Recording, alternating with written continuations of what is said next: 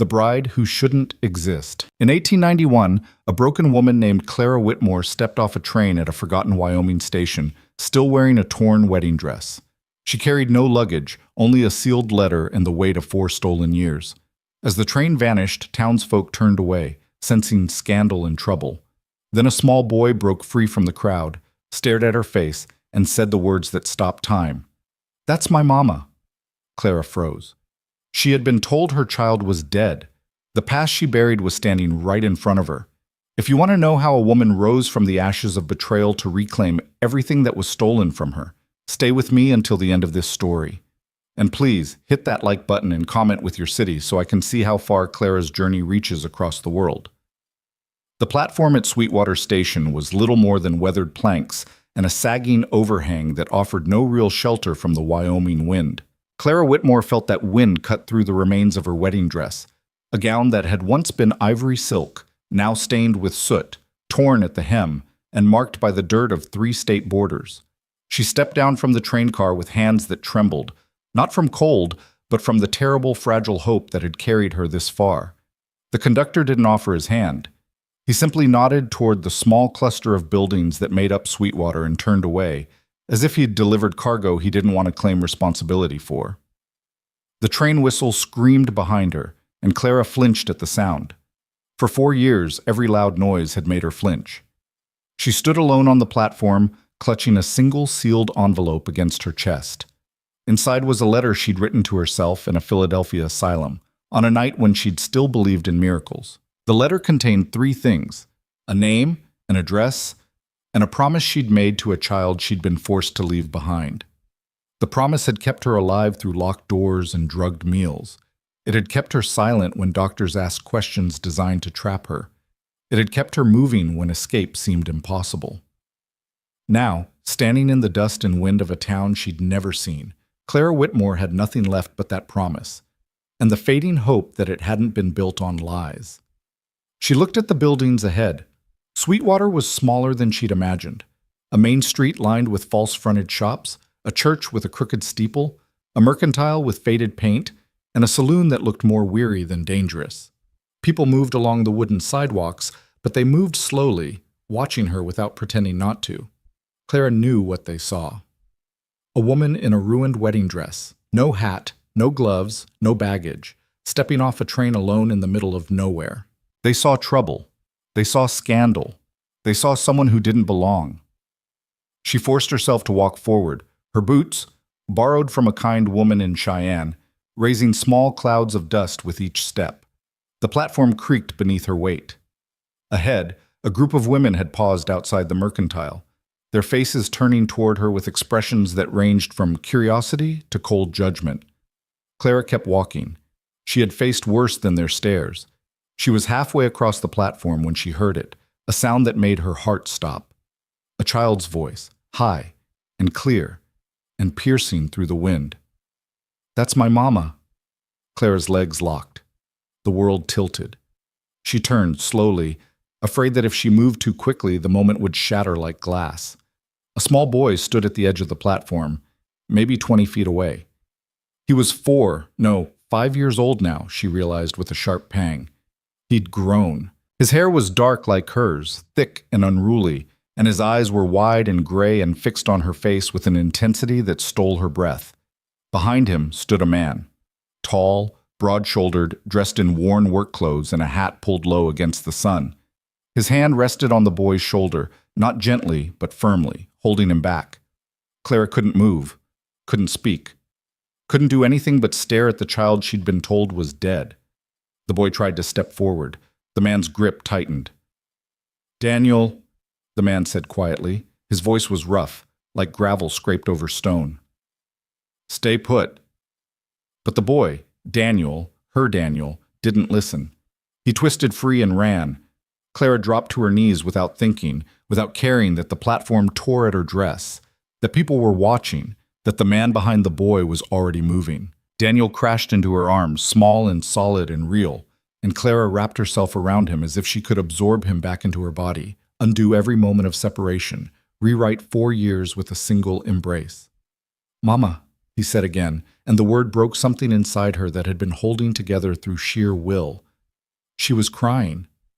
She hadn't cried in the asylum. Crying gave them evidence. She hadn't cried on the train. Crying showed weakness. But here, with her son's heartbeat against her chest, she couldn't stop the tears. "Daniel," she whispered, "my sweet boy, my Daniel." Then hands gripped her shoulders, hard and unforgiving, and pulled her back. Clara gasped as she was lifted to her feet, Daniel torn from her arms. The man, the one who'd been holding the boy, stood between them now, his face carved from anger and something else. Something that looked like fear. "Don't," he said, and the single word carried a warning that made Clara's skin go cold. "Don't you dare." She stared at him, trying to understand, trying to see past the fury in his eyes. He was young, younger than she'd expected, maybe 30. His face was weathered from sun and wind, hard lines around his mouth, but there was something familiar in the shape of his jaw, the set of his shoulders. "Ethan?" she said, the name coming from memory, from a time before everything broke. His expression didn't change. "You don't get to say my name." Daniel was crying now, reaching for her, and the sound cut deeper than any blade. Clara took a step forward. Ethan moved to block her. "Please," Clara said, and she hated how small her voice sounded. "Please, let me—" "Let you what?" Ethan's voice rose, sharp enough to make people stop and turn. "Let you confuse him? Let you break his heart again? I never—" Clara's throat closed. She forced the words out. "I never left him. I was taken." "Taken," Ethan repeated, and the word was bitter as alkali. "That's the story you're going with." "It's the truth." "The truth." He laughed, and it was the ugliest sound Clara had ever heard. "You want to talk about truth? 4 years ago, you disappeared. No letter, no word, no explanation. You left a 2-week-old baby and a man who thought you loved him, and you vanished like you'd never existed." Clara shook her head, tears streaming down her face. "I didn't leave. My father—" "Your father sent a letter," Ethan cut her off. "Said you'd gone back east, said you'd married someone else, said you wanted nothing to do with us." "That's a lie. Is it?" Ethan shifted Daniel in his arms, and the boy buried his face against his shoulder. "Because you're here now in a wedding dress, Clara. Somebody's wedding dress." She looked down at the ruined gown, at the evidence that condemned her. "It's not what you think." "I don't care what it is." Ethan's voice dropped, became something colder than anger. "You gave up the right to explanations when you left. You gave up the right to him. He's my son. He's my son." The words came out like a vow. "I raised him. I fed him. I walked the floor with him every night when he cried for someone who wasn't coming back. He's mine, Clara. You're just a stranger in a dirty dress." The crowd had grown. Clara could feel their eyes, their judgment, their hunger for scandal. She didn't care. She focused on Ethan, on the man who stood between her and everything that mattered. "I never wanted to leave," she said, and each word cost her. "I was locked away, drugged, threatened. They told me he was dead, Ethan. They told me you both were dead." Something flickered in his eyes, doubt maybe, or memory, but it died as quickly as it appeared. "Convenient story," he said. "Hard to prove." Clara reached into her bodice and pulled out the sealed envelope. Her hand shook as she held it out. "This is a letter I wrote to myself. It has Daniel's name, your name, this address. I wrote it 2 years ago when I still believed I'd find you." Ethan didn't take the letter. He stared at it like it might be poison. 2 years, he repeated. "But you're here now. Why now?" "Because I escaped." "From what?" "From the place my father put me." Clara's voice cracked. "From the asylum." The word fell like a stone into water. The crowd shifted. Someone whispered. Ethan's face hardened. "You're telling me you've been in an asylum," he said slowly, "and you think I'm going to let you near my son?" "Our son." "No." Ethan stepped back, holding Daniel tighter. "Not anymore. Whatever happened to you, whatever you think happened, it doesn't change the fact that you're not his mother. Not in any way that matters." I am his mother. Clara's voice rose, desperate now. I carried him. I gave birth to him. I loved him before I ever saw his face. You can't take that from me. I'm not taking anything. You gave it away. I didn't have a choice. Everyone has a choice, Clara. Ethan turned, started walking away. Daniel twisted in his arms, reaching back toward her, crying her name in a voice that would haunt her forever. Clara moved to follow. A hand caught her arm. Sheriff Dawson, a man with gray hair and tired eyes who'd been watching from the edge of the crowd. Best let them go, miss, he said quietly. He's my son, Clara said, and she didn't care that her voice broke, that people were staring, that she was making a scene. That's my son. Maybe so, the sheriff said, but right now you're a stranger causing a disturbance. You want to sort this out, you do it legal and proper. Not here. Not like this. Clara watched Ethan disappear around the corner of the Mercantile, Daniel's cries fading into the distance. The strength that had carried her across 3 states drained away, leaving her hollow. I don't know how to do it legal and proper, she whispered. The sheriff sighed. You got family here? Someone who can vouch for you? Clara shook her head. Money? $17. Place to stay? No. The sheriff looked at her for a long moment, his eyes moving from her ruined dress to her tear-stained face to the letter still clutched in her hand. Clara saw him making calculations, weighing trouble against compassion. There's a boarding house, he finally said. Mrs. Kowalski runs it. She's got a room, and she doesn't ask too many questions. But Clara, he waited until she met his eyes. This town is small. People talk. You want any chance with that boy, you're going to need more than tears and a story. You understand? Clara nodded, though she didn't understand anything except that her son was alive and didn't know her. Thank you, she managed. The sheriff tipped his hat and walked away, leaving her alone on the platform. The crowd had dispersed, returning to their business with the satisfied air of people who'd witnessed good drama. Clara stood in the dust and wind, still holding the unopened letter, still wearing the wedding dress that wasn't hers. She had nothing. No home, no friends, no proof, no rights. But Daniel was alive. That fact, that single impossible truth, was enough to build on.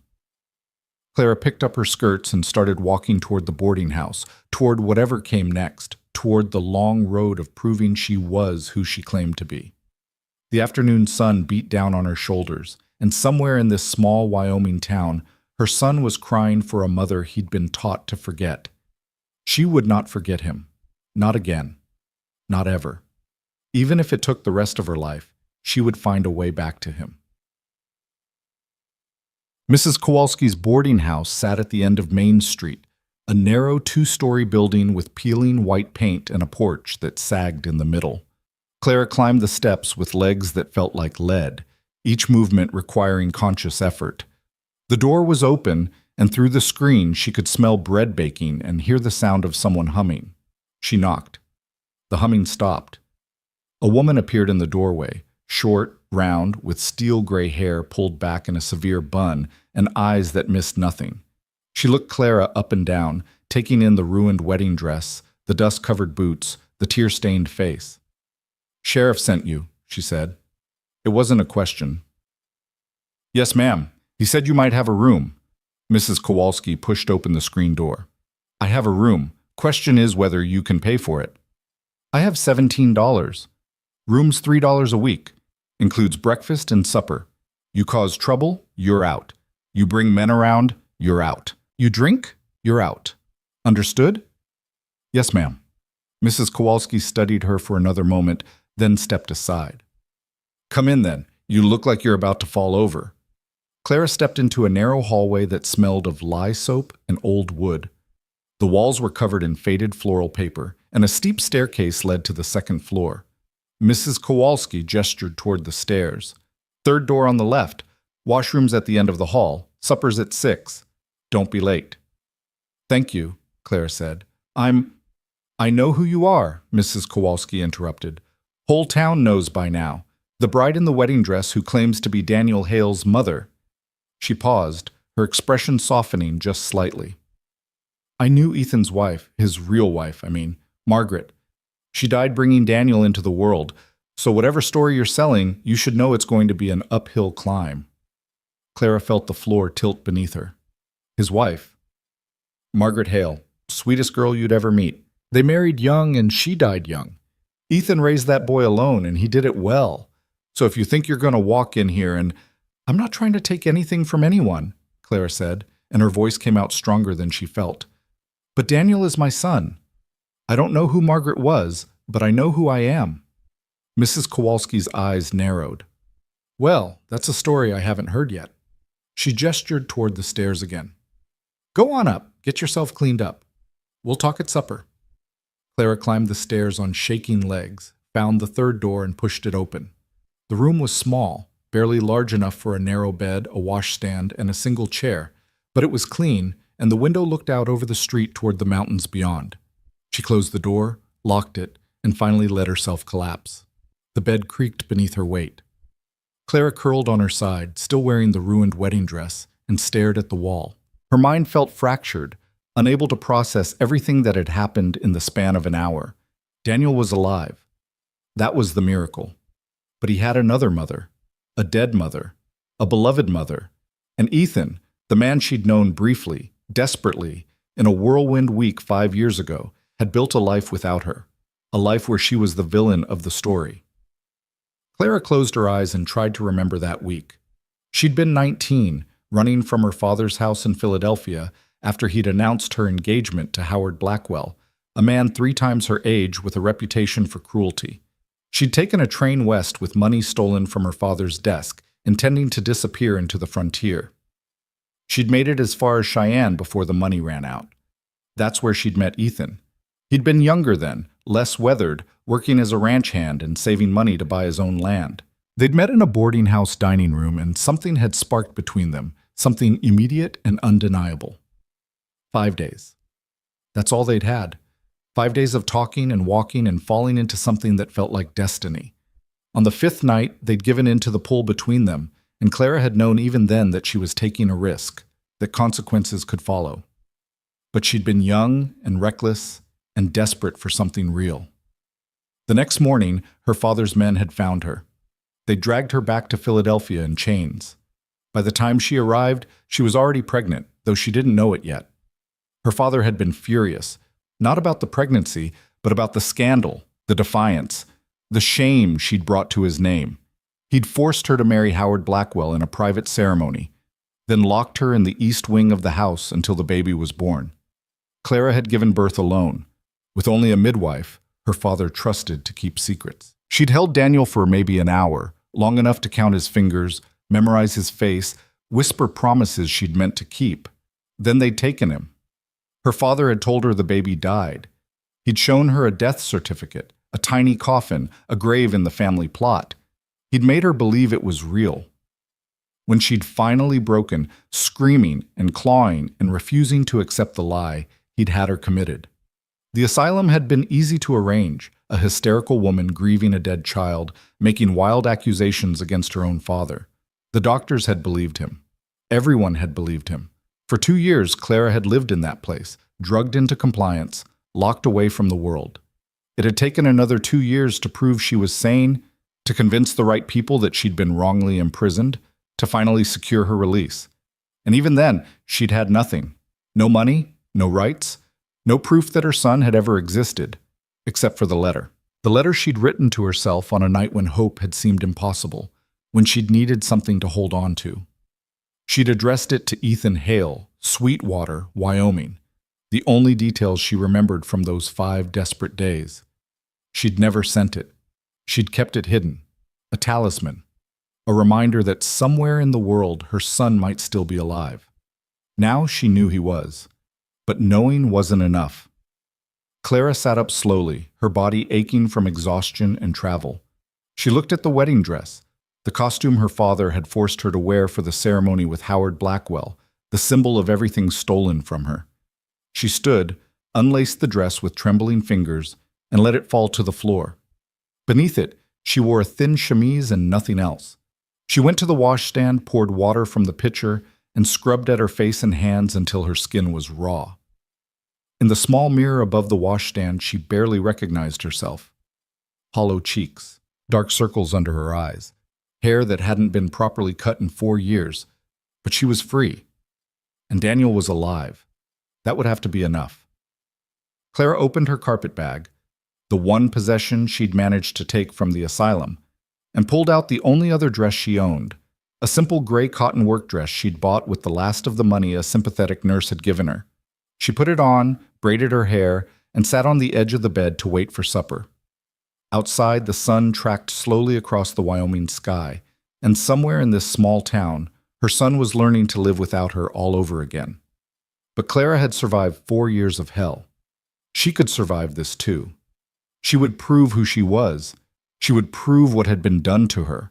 And somehow, impossibly, she would find her way back to the child who'd called her mama, even if Ethan Hale never believed another word she said.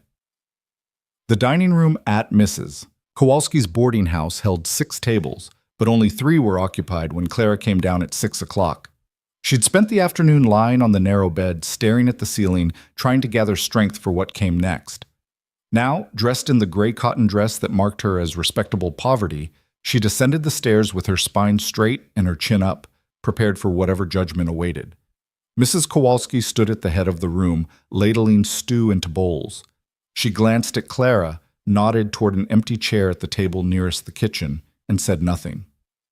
Clara sat, folding her hands in her lap, acutely aware of the silence that had fallen over the room. The other boarders were watching.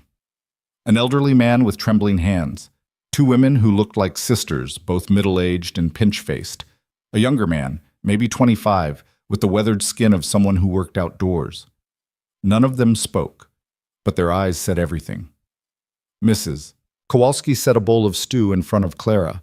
The smell made her stomach clench with hunger. She hadn't eaten since yesterday morning, a piece of hardtack on the train.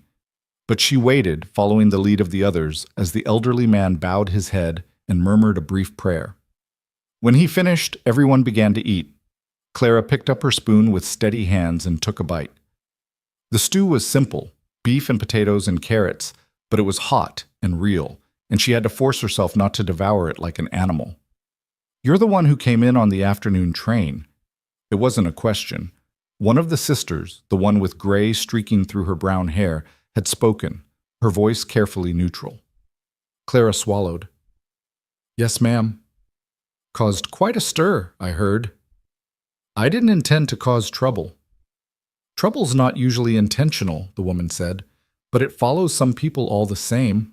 She took a deliberate bite of stew, chewed slowly, and added, "I'm Dorothy Miller.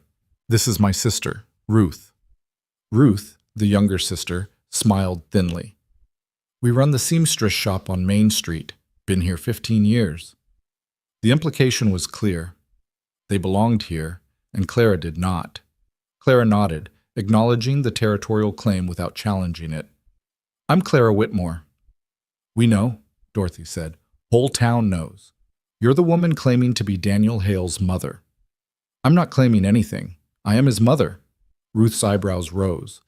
"That's a bold statement, considering Ethan Hale's been raising that boy alone since birth."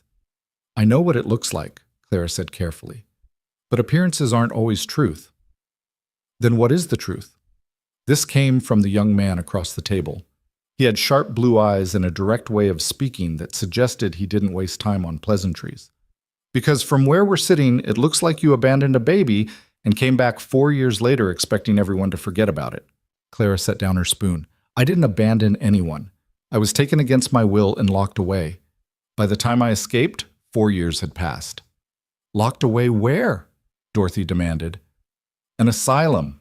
In Philadelphia." The word dropped into the conversation like a stone into still water. Ruth's mouth thinned. Dorothy's eyes narrowed. The young man leaned back in his chair, reassessing her.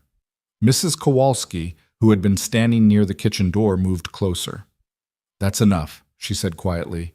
"The girl's eating supper, not standing trial." "But Mrs. Kowalski," Dorothy began. "Enough." The word carried weight. Dorothy pressed her lips together and returned to her stew, but her expression remained hostile. The rest of the meal passed in uncomfortable silence.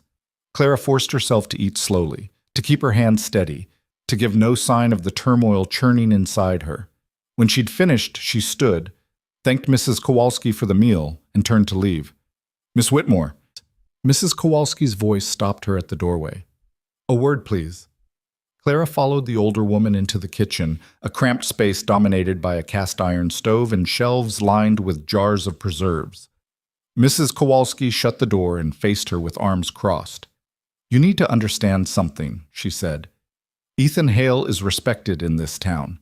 He's built a good life here, raised his son right, helped his neighbors. People like him. People trust him." "I understand that." "Do you?" Mrs. Kowalski's eyes were sharp.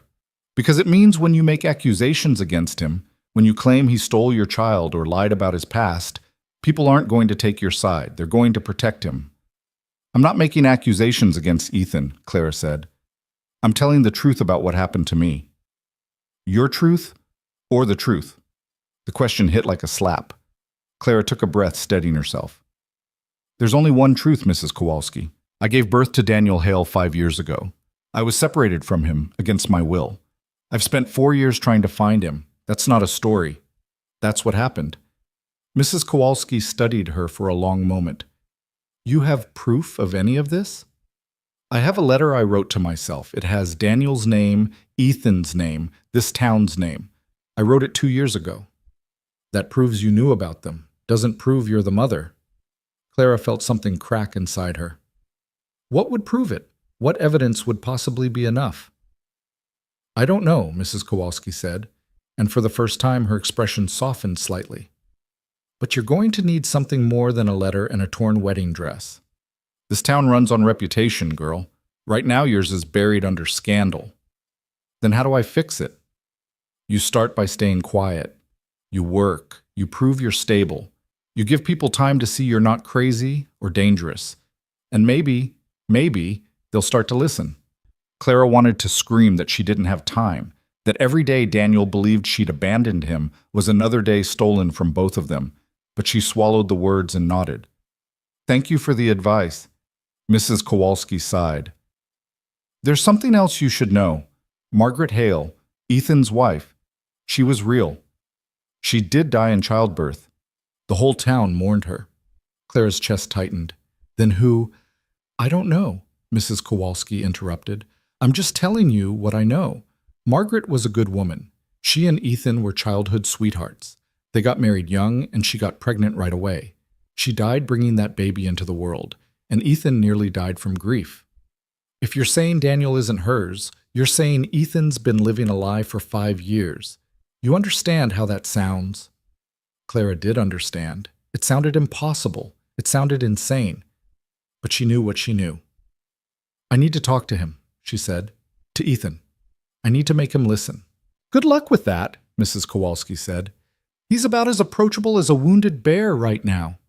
She moved toward the door, then paused. "But if you're determined to try, you should know he runs a ranch about 3 miles north of town. The Double H. He comes into town on Saturdays for supplies." "Thank you." Mrs. Kowalski shook her head. "Don't thank me yet. You might wish you'd never come here before this is over." Clara returned to her room as darkness fell over Sweetwater. She lit the oil lamp on the washstand and sat on the edge of the bed, turning Mrs. Kowalski's words over in her mind. Margaret Hale, a childhood sweetheart, a beloved wife who died in childbirth. It didn't make sense. Clara had given birth to Daniel. She remembered every moment of it, the pain, the fear, the overwhelming rush of love when they'd placed him in her arms. She remembered his weight, his smell, the way his tiny hand had gripped her finger. That had been real. But if Margaret Hale had also died in childbirth, if the whole town believed Daniel was hers, then someone had constructed an elaborate lie. Someone had replaced Clara's story with Margaret's. The question was who and why? Clara pulled out the sealed letter from her carpet bag and finally broke the wax seal. Her own handwriting stared back at her, shaky from the drugs they'd given her but still legible. "My name is Clara Whitmore. I am 21 years old. I am not insane.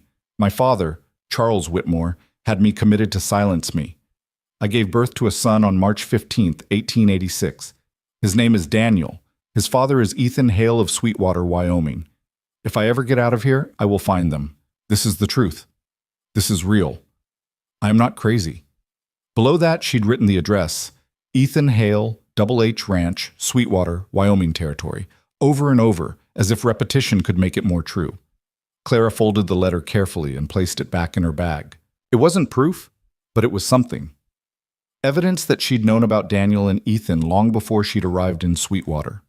Tomorrow, she would find work. She would establish herself as stable, reliable, sane. She would give the town time to see her as a person, not a scandal. And then she would find a way to talk to Ethan Hale, even if he hated her, even if he never believed her. She had to try. The next morning, Clara woke to pale sunlight streaming through the window and the sound of wagons rumbling past on Main Street. She dressed quickly, braided her hair, and went downstairs to find Mrs. Kowalski already up, kneading bread dough with strong, practiced hands. "There's coffee on the stove," Mrs. Kowalski said without looking up. "Breakfast is in an hour." Clara poured herself a cup of coffee, weak and bitter, but hot, and stood near the window watching the town wake up. Shopkeepers swept their stoops. A woman carried a basket of laundry toward the creek. Two men on horseback rode past, their faces shadowed by hat brims. "I need to find work," Clara said. "Is there anyone in town who might be hiring?" Mrs. Kowalski considered this while shaping the dough into loaves. "You have any skills?" "I can read and write. I can keep accounts. I can sew, though not professionally." "Mrs. Chen at the laundry is always looking for help. It's hard work, but she pays fair." "Where do I find her?" "End of Main Street, past the blacksmith. You can't miss it. There's always steam coming out the windows." Mrs. Kowalski placed the loaves in the oven and wiped her hands on her apron. "But Clara, you should know, Mrs. Chen doesn't tolerate drama. You bring your troubles to her door, she'll send you packing." "I understand." After breakfast, oatmeal and toast that Clara ate quickly, aware of Dorothy and Ruth watching her with undisguised suspicion, she walked to the laundry. The morning was cool, the air sharp with the promise of autumn. Sweetwater looked different in daylight, smaller and more worn than she'd first thought. The buildings needed paint. The streets needed grading. But there was something solid about the place, something that spoke of people who stayed and built and endured. The laundry was exactly where Mrs. Kowalski had said, a long, narrow building with windows that dripped condensation and a door propped open to release clouds of steam. Clara stepped inside and was immediately enveloped in heat and the sharp smell of lye soap. A small Chinese woman stood at a massive tub, scrubbing a sheet against a washboard with fierce efficiency. She looked up as Clara entered, her face unreadable. "Mrs. Chen?" Clara asked. "What you want?" "I'm looking for work. Mrs. Kowalski said you might be hiring." Mrs. Chen set down the sheet and wiped her hands on her apron. She was perhaps 50, with gray threading through her black hair and eyes that assessed Clara with unsettling directness. "You the woman from the train," she said. It wasn't a question. "Yes." "The one who says she Ethan Hale's boy's mama." "Yes." Mrs. Chen picked up the sheet and returned to scrubbing. "I don't care about that. You work hard. You stay. You make trouble. You go. Clear?" Relief flooded through Clara. "Very clear." "You start now. Apron on the hook. We have 20 loads today. You do what I say, no questions." Clara grabbed the apron and tied it around her waist. Mrs. Chen pointed to a pile of dirty linens in the corner. "Sort those, white separate from color. Stains go in the soaking tub." The work was backbreaking. Clara's hands were soft from 4 years of forced idleness, and within an hour they were red and raw from the hot water and harsh soap. Her back ached from bending over the tubs. Her arms trembled from wringing out heavy sheets. But she didn't complain. She worked steadily, following Mrs. Chen's terse instructions, learning the rhythm of the laundry. At noon, Mrs. Chen handed her a bowl of rice and vegetables. They ate standing up, too tired to sit. "You do good work," Mrs. Chen said. "You come back tomorrow?" "Yes," Clara said. "Thank you." "Pay is 50 cents a day. You work 6 days, you get $3. It was barely enough to cover her room and board, but it was a start. Clara nodded. "I'll be here." She worked until sunset. until her hands were too sore to grip the washboard, until the pile of dirty linens had been transformed into neat stacks of clean, folded sheets and shirts and dresses. Mrs. Chen counted out 50 cents and placed the coins in Clara's palm. "You come back tomorrow, 7 o'clock," she said. "Don't be late." Clara walked back to the boarding house through the gathering dark, exhaustion weighing on her like a physical thing. Her hands throbbed. Her back ached, but she had money in her pocket and work to return to, and that was more than she'd had 24 hours ago. The pattern held for the rest of the week. Clara woke at dawn, worked at the laundry until dark, ate supper at Mrs. Kowalski's table, while the other boarders watched her with varying degrees of suspicion, and fell into bed too tired to think. She saw glimpses of Sweetwater's life, the mercantile where women gathered to gossip, the schoolhouse where children played during recess, the church where people filed in on Sunday mornings. But she remained separate from it all, a ghost moving through a world that didn't want her. She didn't see Ethan. She didn't see Daniel. The absence was a constant ache, worse than her blistered hands, worse than the loneliness. She'd come so far, risked everything, and now she was trapped in a holding pattern, unable to move forward, terrified to move back. On Saturday morning, Mrs. Chen gave her the day off. "You work hard all week. You rest now." Clara didn't want to rest. Resting meant thinking, and thinking meant remembering Daniel's face when he'd reached for her, the sound of his voice saying "Mama," the weight of him in her arms for those few precious seconds. Instead, she walked. She explored Sweetwater's narrow streets, learning the geography of the town that held her son, the mercantile, the livery stable, the doctor's office, the small cemetery on the hill where weathered headstones marked the town's dead. She was walking past the mercantile when she heard it, a child's laughter, high and clear. Clara froze, turned, saw him. Daniel stood on the mercantile porch with a woman Clara didn't recognize, young, pretty, with dark hair pinned up beneath a bonnet. The woman was helping him carry a small bag of supplies, and Daniel was chattering excitedly about something, his face bright with joy. Clara's feet moved without permission, carrying her across the street. She didn't have a plan, didn't think beyond the desperate need to be close to him, to hear his voice, to exist in the same space. She was 10 feet away when the woman looked up and saw her. The woman's expression changed instantly, hardening into protective hostility. She put a hand on Daniel's shoulder, pulling him back. "Can I help you?" the woman asked, her voice cold. Clara stopped. I wanted to." Daniel looked at her. For a moment there was recognition in his eyes, a flicker of something that might have been memory or longing. Then the woman spoke again, sharper this time. "You need to leave, now." "Please," Clara said, "I just want to talk to him." "You don't have the right to talk to him." The woman pulled Daniel behind her, shielding him with her body. "You need to go before I call the sheriff." "Sarah," the voice came from behind Clara, deep and familiar and edged with warning. "Take Daniel inside." Clara turned. Ethan stood in the street, his hat in his hands, his face carved from stone. He looked at her the way someone might look at a snake coiled in the road, wary, angry, ready to strike.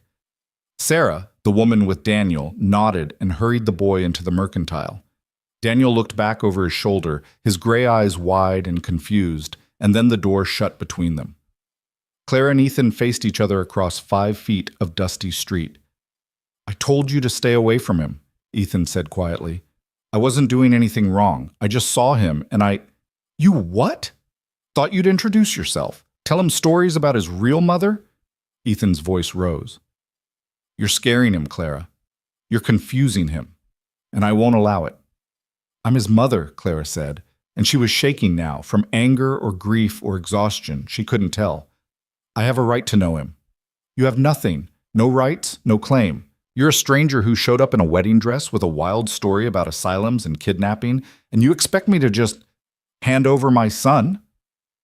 "Our son." "No." Ethan stepped closer, and Clara saw the rage in his eyes, the fear beneath it. "My son.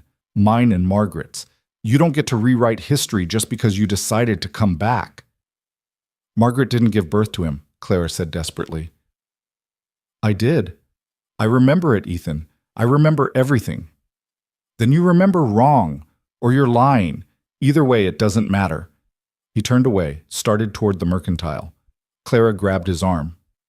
Wait, please. Just listen to me for 5 minutes. That's all I'm asking. Ethan stopped. For a long moment, he didn't move, didn't speak. Then he pulled his arm free and faced her again. 5 minutes, he said, but not here. People are watching. He walked toward the edge of town and Clara followed, her heart pounding.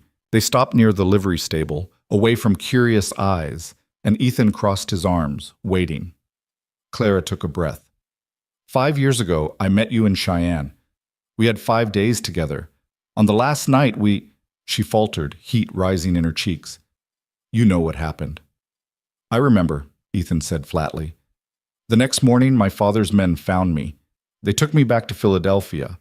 I was already pregnant, but I didn't know it yet. The words came faster now, tumbling over each other. My father forced me to marry a man named Howard Blackwell. He locked me away until the baby was born. When Daniel came, I held him for maybe an hour. Then they took him and told me he was dead. Ethan's expression didn't change. Convenient that you can't prove any of this. I can prove I was in an asylum. I have release papers. I can prove I was married to Howard Blackwell. I can prove my father had the money and influence to make people disappear. Clara pulled the letter from her pocket. And I have this. I wrote it 2 years ago when I still hoped I could find you. Ethan took the letter, unfolded it, read it slowly. When he finished, he handed it back. This proves you knew my name and Daniel's name. Doesn't prove you're his mother. What would prove it? Clara demanded. What evidence would possibly be enough? I don't know, Ethan said, and for the first time she heard uncertainty in his voice. But what you're asking me to believe, that Margaret never existed, that someone stole your baby and gave him to me, that I've been living a lie for 5 years, it's impossible. But Margaret did exist, Clara said slowly, pieces falling into place. Mrs. Kowalski told me. She was your childhood sweetheart. She died in childbirth. Yes, Ethan said. She did. When? 5 years ago, March 15th. Clara's breath caught. That's the day I gave birth to Daniel. Silence fell between them, heavy with implications neither wanted to examine. It's a coincidence, Ethan finally said. Is it? Clara pressed. What if someone used Margaret's death to hide where Daniel really came from? What if they told you the baby was yours and Margaret's, when he was really… Stop. Ethan's voice cracked like a whip. Just stop. You're trying to twist everything to fit your story, but it doesn't work. I was there when Daniel was born. I held Margaret's hand. I watched her die, bringing him into the world. Did you see the birth? Clara asked quietly. Were you in the room? Ethan's jaw tightened. They wouldn't let me in. The doctor said it was too dangerous. Who was the doctor? Dr. Brennan. He died 2 years ago. Convenient, Clara said, echoing his earlier word. Ethan stepped back as if she'd struck him. You need to stop this. Whatever you think happened, whatever you want to believe, you're wrong. Daniel is my son. Margaret was his mother. That's the truth. Then why does he recognize me? Clara asked. Why did he call me Mama the moment he saw me? He's 4 years old. He was confused. He wasn't confused. He knew me. Ethan shook his head. I can't do this. I can't listen to this. He started to walk away. Ethan, please. He stopped, looked back at her with eyes full of something that might have been pain or pity. I'm sorry for whatever happened to you, Clara. I truly am. But I can't help you, and I can't let you hurt my son. He walked away, leaving Clara standing alone by the livery stable, the letter still clutched in her hand. She stood there for a long time, watching the town move around her, feeling the weight of impossibility settle on her shoulders. Ethan was right. What she was asking him to believe was insane, but it was also true. Daniel was her son. She didn't know how to prove it, didn't know how to make anyone believe her, but she knew one thing: she wasn't leaving, not without a fight. Clara folded the letter, tucked it back in her pocket, and started walking toward the boarding house. The sun beat down on her shoulders, and somewhere in this town, her son was learning to fear her. She would change that, somehow. The weeks that followed were the hardest of Clara's life, and that was saying something for a woman who'd survived 4 years in an asylum. She fell into a rhythm that felt like slow suffocation. Wake before dawn, work at the laundry until her hands bled, eat silent meals at Mrs. Kowalski's table while the other boarders pretended she didn't exist, collapse into bed too exhausted to cry. Every day was the same. Every day was unbearable. But she stayed. She stayed because on Saturdays, Ethan brought Daniel into town for supplies, and if Clara positioned herself carefully near the mercantile, she could catch glimpses of her son. She never approached, never spoke. She'd learned that lesson, but she watched, memorizing the way Daniel moved, the sound of his laughter, the way he held Ethan's hand while they walked.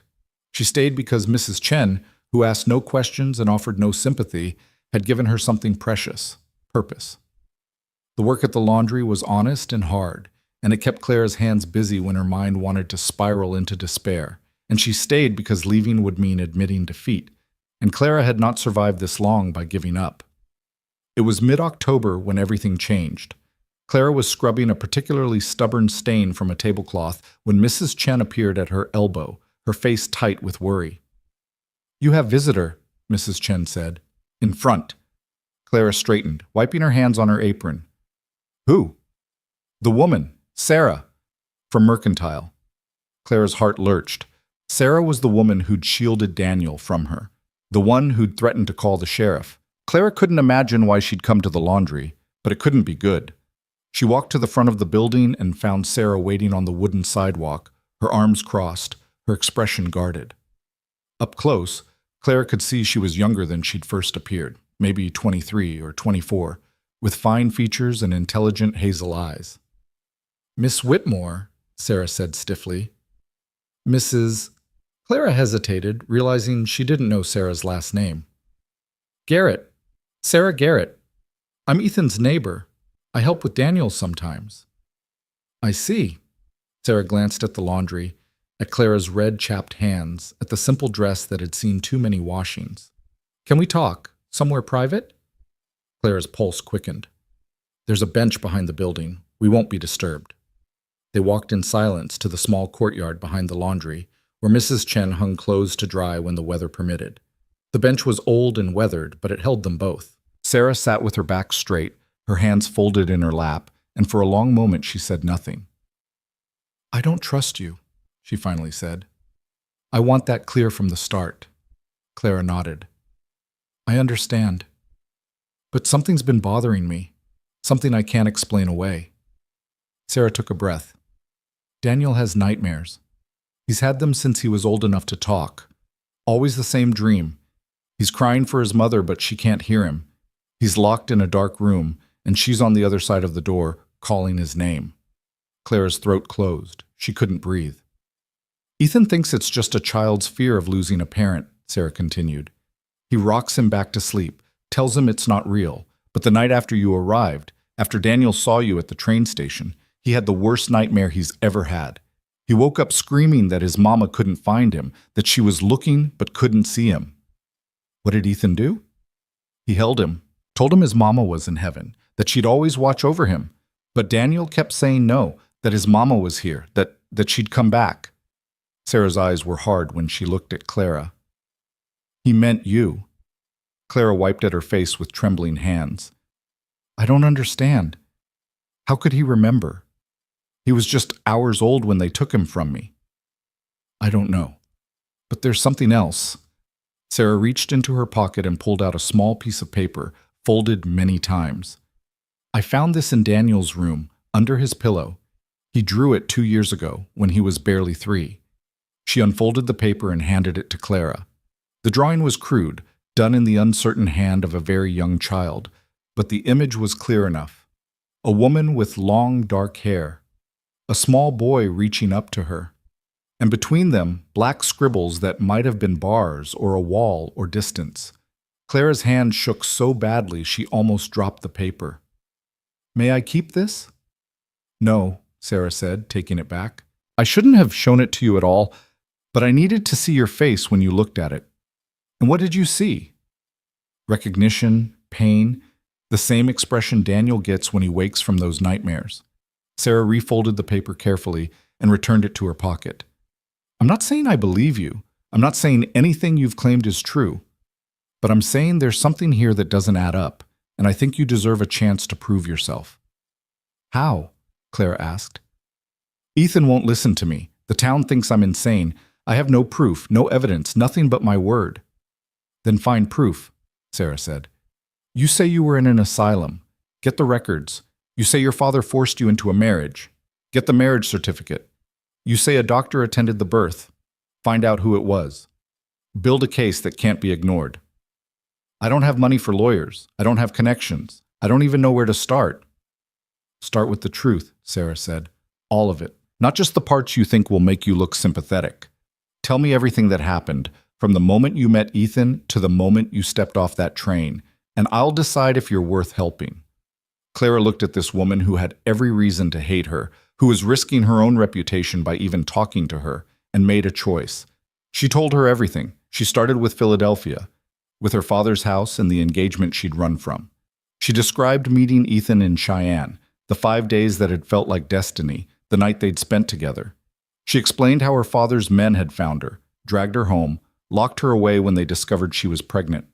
She told Sarah about the birth, the pain, the terror, the overwhelming rush of love when they'd placed Daniel in her arms. She described how they'd taken him away while she was still bleeding, how they'd showed her a death certificate and a tiny coffin and a grave that she'd later learned was empty. She explained the asylum, the drugs that made her forget her own name, the years of fighting to prove she wasn't insane. She showed Sarah the scars on her wrists from the restraints, the places where her hair had been cut short by nurses who didn't care about dignity. And she told Sarah about the letter, the one piece of hope she'd clung to through 4 years of hell. When she finished, the sun had moved across the sky, and her voice was hoarse from talking. Sarah sat silent, her face unreadable. You're asking me to believe that your father, a wealthy, powerful man, committed fraud, kidnapping, and false imprisonment just to cover up a scandal, Sarah finally said. Yes. And that someone in this town helped him. Someone who took your baby and gave him to Ethan, claiming he was Margaret Hale's son. Yes. Do you know how insane that sounds? I lived it, Clara said quietly. I know exactly how insane it sounds. Sarah stood, pacing the small courtyard. If what you're saying is true, if even half of it is true, then Ethan has been lied to. Daniel has been lied to. This whole town has been lied to. I know. And you expect me to help you prove it? I'm not expecting anything, but you said yourself something doesn't add up. The nightmares, the drawing, the way Daniel recognized me.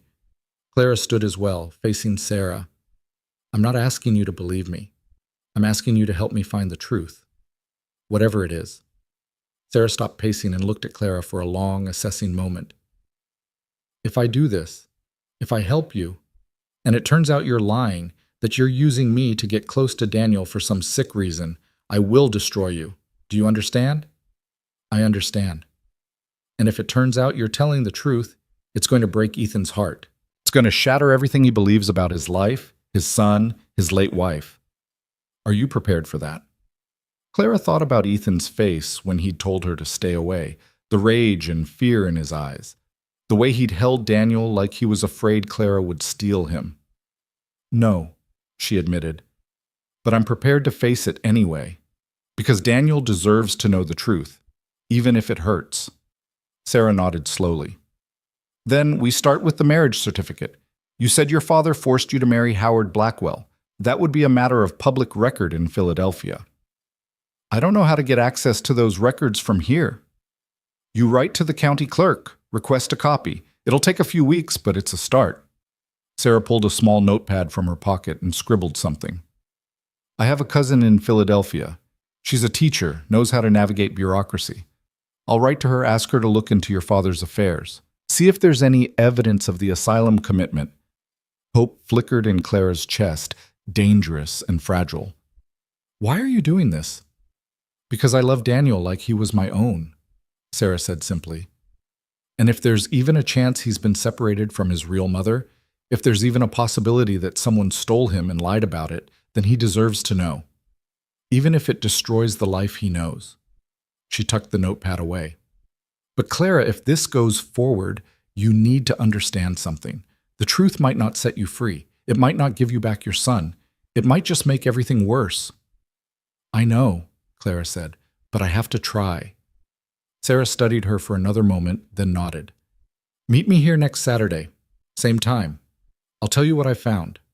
She walked away without another word, leaving Clara standing in the courtyard with something she hadn't felt in weeks. Hope. The days until Saturday crawled by with excruciating slowness. Clara worked at the laundry, scrubbing and wringing and folding until her body ached, but her mind was elsewhere, spinning through possibilities and fears. What if Sarah's cousin found nothing? What if the records had been destroyed? What if Clara's father had been thorough enough to erase every trace of what he'd done? But on Saturday afternoon, when Sarah appeared at the laundry with a letter in her hand, Clara knew immediately that something had changed. They went to the courtyard again, and Sarah handed her the letter without preamble. My cousin works fast. Read it. Clara's hands trembled as she unfolded the pages. The handwriting was neat and precise, the words clinical. Dear Sarah, I've made inquiries regarding Clara Whitmore and her family as you requested. What I've uncovered is deeply disturbing. Charles Whitmore is indeed a prominent Philadelphia businessman, but he has a reputation for ruthlessness that borders on cruelty. I spoke with several sources who confirmed that his daughter Clara disappeared in 1885 and was rumored to have been committed to the Haverford Asylum for Women. I was able to obtain asylum records through a contact who works in medical archives. Clara Whitmore was admitted on May 3, 1886, by order of her father. The commitment papers cite hysteria, delusions, and danger to self and others. She was released on August 15, 1890, after a lengthy legal battle initiated by a reform-minded lawyer who specialized in wrongful commitment cases. The records also note that Clara gave birth to a male child on March 15, 1886, while in the asylum. The child's fate is listed as remanded to family custody. There is no death certificate on file for this child. I've attached copies of the relevant documents. I hope this helps your investigation, though I confess I'm deeply curious about the circumstances. Your cousin, Elizabeth. Clara read the letter twice, then a third time, unable to believe what she was seeing. Proof. Actual, documented proof that she'd been telling the truth. There's more, Sarah said quietly. She pulled out several additional pages, photocopies of asylum records, admission papers signed by Charles Whitmore, medical notes describing Clara's condition and treatment. And at the bottom, a birth record noting the delivery of a male infant, 7 pounds, 2 ounces, healthy, no complications. This proves I gave birth, Clara whispered. This proves everything I said about the asylum was true. It proves you were committed and that you had a baby, Sarah corrected. It doesn't prove the baby was Daniel. But it's a start. It's something. It's enough to raise questions, Sarah agreed. But we need more. We need to connect the baby born in that asylum to the baby that appeared here in Sweetwater. We need to figure out how Daniel got from Philadelphia to Wyoming and who arranged it. Clara's mind raced. The doctor, the one who attended Margaret's death. Ethan said his name was Dr. Brennan. He died 2 years ago. I told you that. But he must have had records, medical files, something that documented Margaret's pregnancy and death. Sarah's eyes narrowed. His widow still lives here, Mrs. Brennan. She's elderly, not very social, but she might have kept her husband's papers. Can you talk to her? I can try, but Clara, you need to understand. If we find those records, and they show that Margaret really did die in childbirth, it complicates your story. It doesn't disprove it, but it makes it harder to believe. Or it confirms that 2 women gave birth on the same day, and someone used one woman's tragedy to hide another woman's child, Clara said. Talk to Mrs. Brennan, please. Sarah nodded. I'll go this afternoon. But Clara, you need to prepare yourself for whatever we find. The wait was agony. Clara tried to work, but her hands shook so badly she kept dropping things. Mrs. Chen finally sent her home early, telling her to rest, that she was no use in this state. Clara walked back to the boarding house in a daze, the asylum records folded in her pocket, proof of her suffering pressed against her heart. She was sitting on the porch when Sarah returned, just as the sun was setting. Sarah's face was pale, her expression shaken. What did you find? Clara asked, standing. Sarah climbed the steps slowly and sat on the bench, gesturing for Clara to join her. Mrs. Brennan kept everything, every file, every record, every note her husband ever wrote. She's a meticulous woman, couldn't bear to throw away his life's work. And Margaret Hale went into labor on March 14, 1886. Dr. Brennan attended her. The labor was difficult, lasted nearly 24 hours. Margaret died on March 15th at approximately 3 p.m. from hemorrhaging. The baby, a boy, was delivered alive just before she died. Clara felt her world tilting. Then it's true. Margaret did have a baby. Wait, Sarah said. There's more. I read through all of Dr. Brennan's notes from that week. He was a thorough man, recorded everything. On March 16th, he made a notation that confused me. He wrote, "Examined infant again. Initial concerns unfounded. Child healthy and strong. E. Hale greatly relieved." I don't understand. What concerns? I asked Mrs. Brennan about it. She remembered that delivery. It was traumatic. Margaret's death devastated the town. She said Dr. Brennan had been worried because the baby initially seemed weak, possibly premature. But when he examined him the next day, the baby was perfectly healthy, robust even. She remembered because Dr. Brennan had remarked on it, said it was unusual for a baby to improve so dramatically overnight. Clara's breath caught.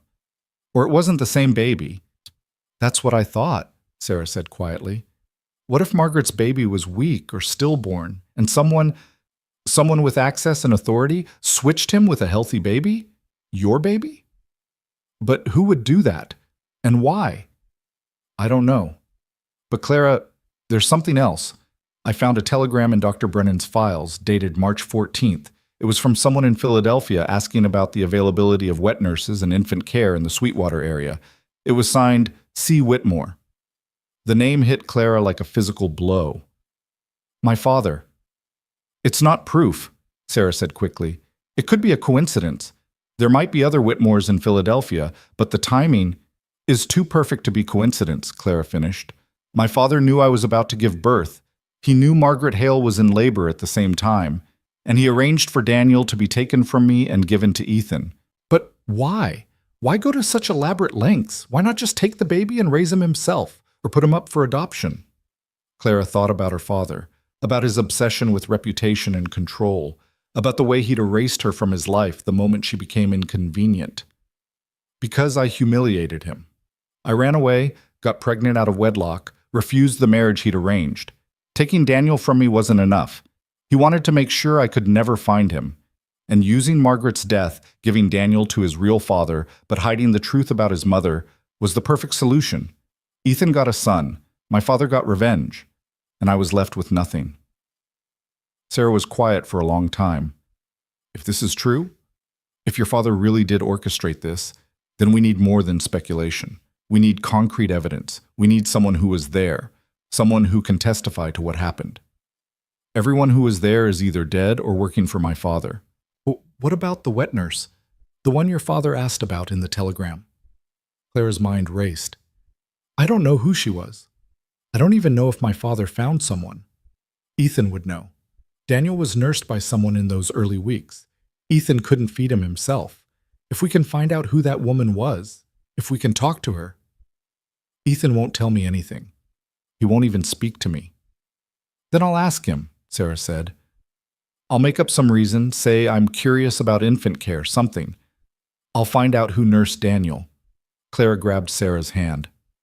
Why are you doing this? Why are you risking so much to help me? Sarah's eyes were sad when she answered. Because I watched Ethan grieve Margaret. I watched him pour all his love into Daniel, building a life from ashes and loss. If that life was built on a lie, if Daniel was stolen from you and given to Ethan without his knowledge, then they both deserve to know the truth, even if it breaks them. She stood, squeezing Clara's hand once before letting go. I'll talk to Ethan tomorrow. Meet me here Monday evening. The weekend passed in a blur of anxiety and hope. Clara could barely eat, barely sleep. She kept touching the asylum records in her pocket, reassuring herself they were real, that she wasn't imagining this chance at vindication. On Monday evening, she waited in the courtyard behind the laundry, pacing in the fading light. Sarah arrived just after sunset, and her face told Clara everything before she spoke. Her name was Ruth Coleman.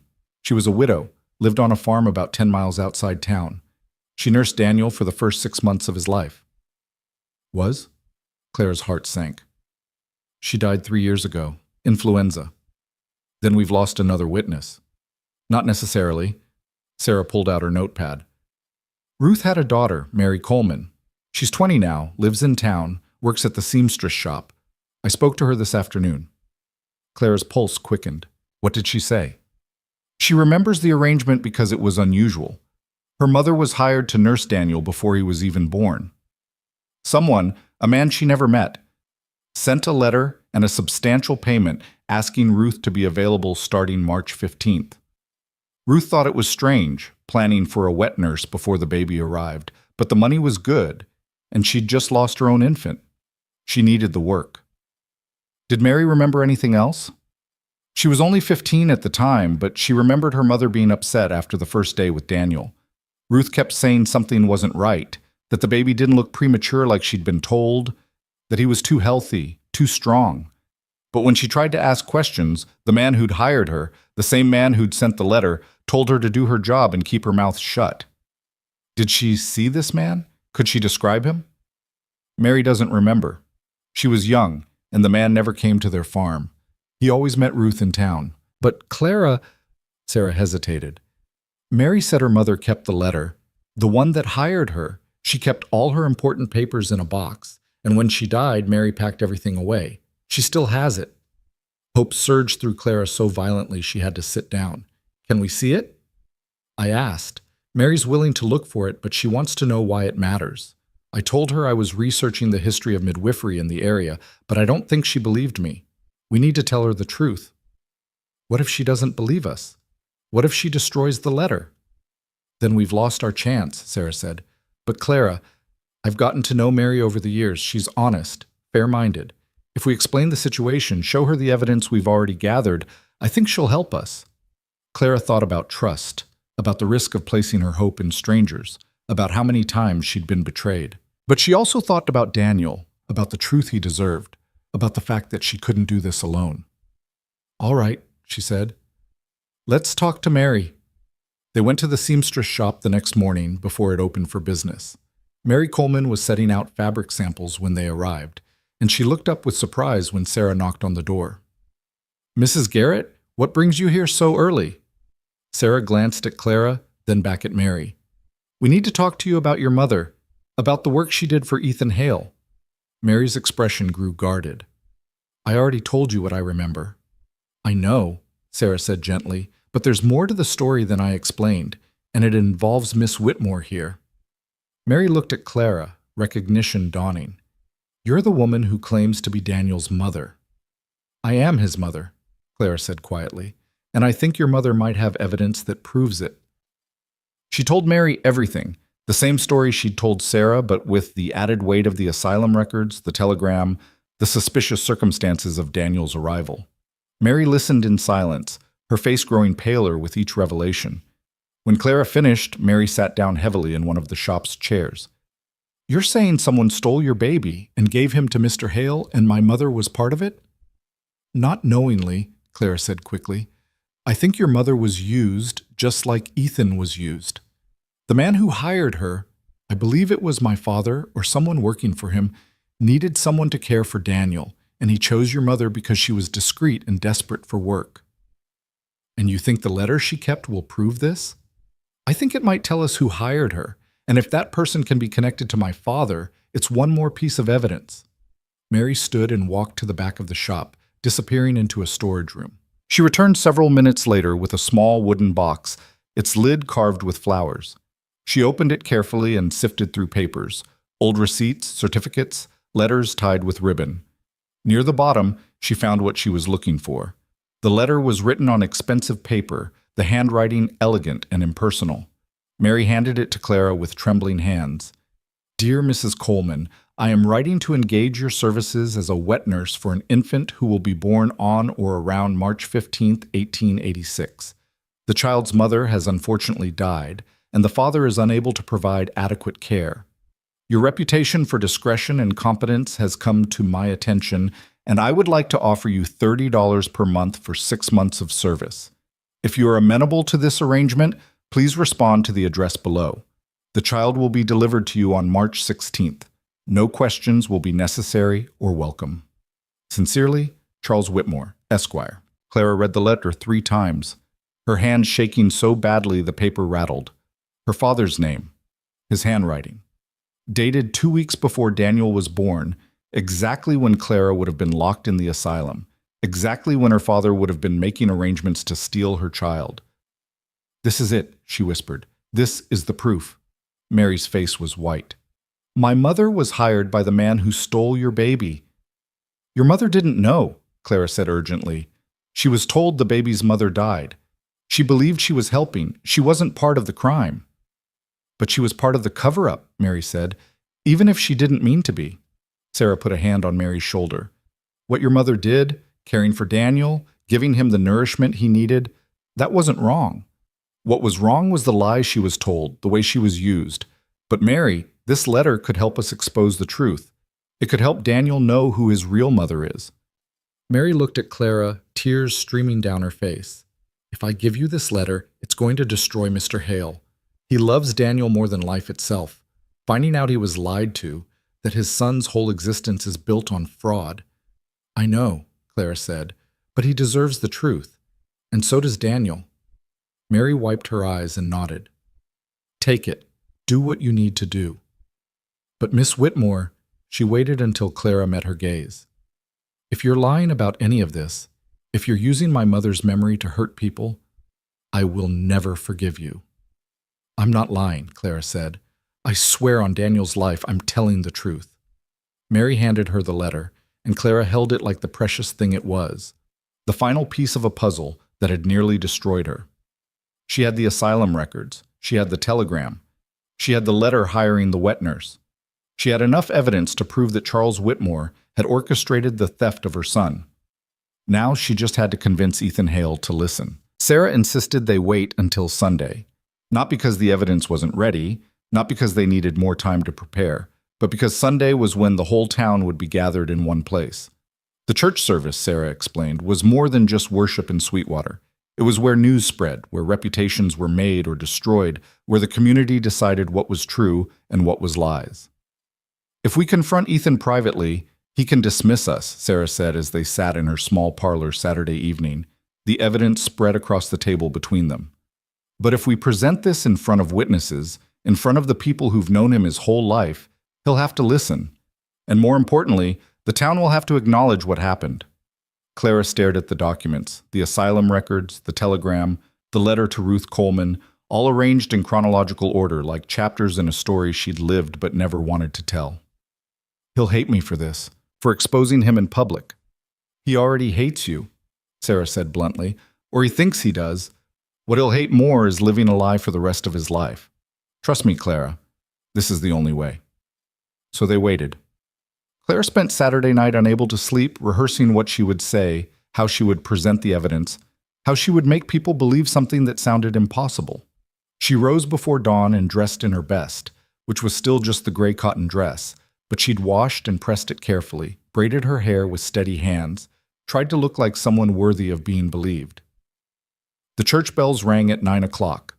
Clara walked to the white clapboard building with Sarah beside her, drawing stares from everyone they passed. The congregation was already gathering, families in their Sunday clothes, children running between wagons, men standing in clusters smoking and talking while their wives headed inside. Clara saw Ethan immediately. He stood near the church steps with Daniel, adjusting the boy's collar while Daniel squirmed impatiently. Ethan looked up as Clara and Sarah approached, and his expression hardened into something cold and warning. "Sarah," he said carefully. "Miss Whitmore." "Ethan," Sarah replied, "we need to talk to you before the service starts. I have nothing to say to her." "Then just listen," Sarah said. "Please, 5 minutes. That's all we're asking." Daniel tugged on Ethan's sleeve. "Papa, can I go play with Tommy?" Ethan's jaw tightened, but he nodded. "Stay where I can see you." Daniel ran off toward a group of children, and Ethan turned back to Sarah and Clara with arms crossed. "You have 5 minutes. Make them count. Clara pulled the documents from her bag with hands that only trembled slightly. "I have proof," she said. "Proof of everything I told you." She handed him the asylum records first. Ethan unfolded them slowly, his eyes scanning the pages. Clara watched his face, saw confusion give way to something that might have been doubt. "These show you were committed," he said. "They don't prove Daniel is your son." "Look at the date of the birth record," Clara said quietly. "March 15th, 1886. The same day Margaret died. The same day Daniel was born." "Coincidence." "Is it?" Clara handed him the telegram next. "This is from my father to Dr. Brennan, asking about wet nurses, dated March 14th, the day before both births." Ethan read it, his face paling. "This doesn't—" "And this," Clara interrupted, giving him the letter to Ruth Coleman, "is from my father, hiring a wet nurse for a baby whose mother unfortunately died. Dated 2 weeks before either child was born, before he could possibly know Margaret would die. But he did know I was pregnant and locked away, and he was making arrangements to take my baby." Ethan's hand shook as he read the letter. Around them, people were starting to notice the confrontation, moving closer to hear. Clara saw Dorothy and Ruth Miller, Mrs. Kowalski, the sheriff, families she recognized from town. They were forming a loose circle, curious and hungry for scandal. "This is insane," Ethan said, but his voice lacked conviction. "You're saying your father orchestrated some elaborate scheme to steal your baby and give him to me? Why would anyone do that?" "Because I humiliated him," Clara said. "I ran away, got pregnant by a man he didn't approve of, refused the marriage he arranged. He couldn't let that stand, so he took the one thing I loved and made sure I'd never find him." "But I was there," Ethan said desperately. "I was at the house when Margaret went into labor. I waited outside while Dr. Brennan worked. I heard her screaming, heard the baby cry. I held my son within hours of his birth." "You held a baby," Clara said gently. "But was it the same baby?" "Doctor." Brennan's notes say the infant seemed weak at first, possibly premature. But the next day he was robust and healthy. "Don't you think that's strange?" Sheriff Dawson pushed through the crowd, his face grave. "What's going on here?" Sarah turned to him. "We have evidence, Sheriff. Evidence that Daniel Hale was stolen from Miss Whitmore and given to Ethan under false pretenses." "That's a serious accusation," the sheriff said. "It's the truth," Clara said. She handed him the documents, watching as he read through them with the careful attention of someone trained to evaluate evidence. The crowd had grown larger now. Clara could hear whispers, feel the weight of judgment and fascination pressing in from all sides. She saw Daniel in the distance, still playing, unaware that his whole world was about to shatter. "These documents show Miss Whitmore was in an asylum," the sheriff finally said. "They show she gave birth on the same day as Margaret Hale. They show Charles Whitmore made arrangements for a wet nurse, but they don't conclusively prove the baby she bore is the same child Ethan's been raising." "Then what would prove it?" Clara demanded. "What evidence would possibly be enough?" "A witness," the sheriff said. "Someone who was there, who saw what happened." "Everyone who was there is either dead or in Philadelphia," Clara said. "My father made sure of that." "Not everyone." The voice came from the edge of the crowd, thin and wavering. Mrs. Brennan stepped forward, leaning heavily on a cane, her elderly face set with determination. "My husband was there, and he left notes." The crowd parted for her. Mrs. Brennan moved slowly, each step deliberate, until she stood beside the sheriff. She looked at Clara with eyes that had seen too much sorrow. "I read through my husband's files after Sarah came asking questions," Mrs. Brennan said. "I found something I'd forgotten about. A letter my husband wrote but never sent. It was addressed to the medical board in Cheyenne, dated 6 months after Margaret Hale's death." She pulled a folded paper from her pocket with trembling hands and gave it to the sheriff. "Read it aloud," she said. "These people deserve to know." Sheriff Dawson unfolded the letter and began to read, his voice carrying across the churchyard. "To the Territorial Medical Board, I am writing to report a matter of conscience that has troubled me greatly. 6 months ago, I attended the birth and subsequent death of Margaret Hale. The child survived but appeared weak and possibly premature. I expressed concerns to the father, Ethan Hale, that the infant might not survive the night. However, when I returned the following morning to check on the child, I found him remarkably improved, So much so that I questioned whether it was the same infant. The baby appeared larger, healthier, more robust than the child I had examined the previous evening. When I mentioned this to Charles Whitmore, Esquire, who had arrived from Philadelphia ostensibly to offer his condolences and assistance, he suggested that I had been mistaken in my initial assessment, that the trauma of attending a death had clouded my medical judgment. He offered a substantial donation to the church and suggested that raising questions about the child's providence would only cause unnecessary pain to Mr. Hale. Against my better judgment, I accepted his explanation and said nothing. But the matter has weighed on my conscience. I suspect that some deception occurred, though I cannot prove it. I leave it to wiser heads to determine whether further investigation is warranted. Respectfully, Dr. James Brennan. Silence fell over the churchyard like a physical weight. Clara saw Ethan's face drain of color, saw his hands clench around the letter from Ruth Coleman, saw the moment when doubt became certainty and certainty became horror. "No," Ethan whispered. "No, that's not... It can't be. My husband never sent that letter," Mrs. Brennan said quietly. Charles Whitmore's donation built the new church steeple. The money came with an implicit understanding that certain questions wouldn't be asked. My husband was a good man, but he was also human. He chose the easy path, and it haunted him until he died. Ethan turned to Clara, and for the first time since she'd arrived in Sweetwater, she saw something other than anger in his eyes. She saw devastation, understanding, grief. "Margaret's baby," he said hoarsely. "What happened to Margaret's baby?" Mrs. Brennan's expression grew sorrowful. "The child your wife bore was stillborn, Ethan. My husband noted it in his private records, though the official death certificate only mentions Margaret. I believe Charles Whitmore arrived with another infant, Miss Whitmore's infant, and persuaded my husband to make the substitution. Margaret had died. Her baby had died. You were destroyed by grief. Accepting a healthy baby in place of a dead one probably seemed like a mercy." "A mercy," Ethan repeated and laughed bitterly. "A mercy built on lies and theft." "Built on love," Clara said quietly. "Whatever else is true, Ethan, you've loved Daniel every day of his life. You've raised him well. You've been everything a father should be. That doesn't change." "Everything changes," Ethan said. He looked at her with eyes full of anguish. "If this is true, if Daniel is your son, not mine and Margaret's, then I've been living a lie. I've been telling him stories about his mother that aren't real. I've been taking him to a grave that doesn't hold the woman who gave birth to him." "You've been loving him," Clara said. "That's real. That's the only thing that matters." "How can you say that?" Ethan's voice rose. "I took your son from you. I raised him believing you didn't exist. You didn't know," Clara interrupted. "You were used, just like I was used, just like Ruth Coleman and Dr. Brennan were used. My father orchestrated this, Ethan, not you." Dorothy Miller pushed forward through the crowd, her face flushed with indignation. "Even if all this is true, what gives you the right to come here and tear apart a child's life? Daniel knows Ethan as his father. He's happy, secure. And you want to destroy that for what? Your own satisfaction?" "I want my son to know the truth," Clara said. "I want him to know I didn't abandon him, that I fought for 4 years to find him, that I loved him every moment we were apart." "But what about what he wants?" Ruth Miller demanded. "Has anyone asked Daniel what he wants?"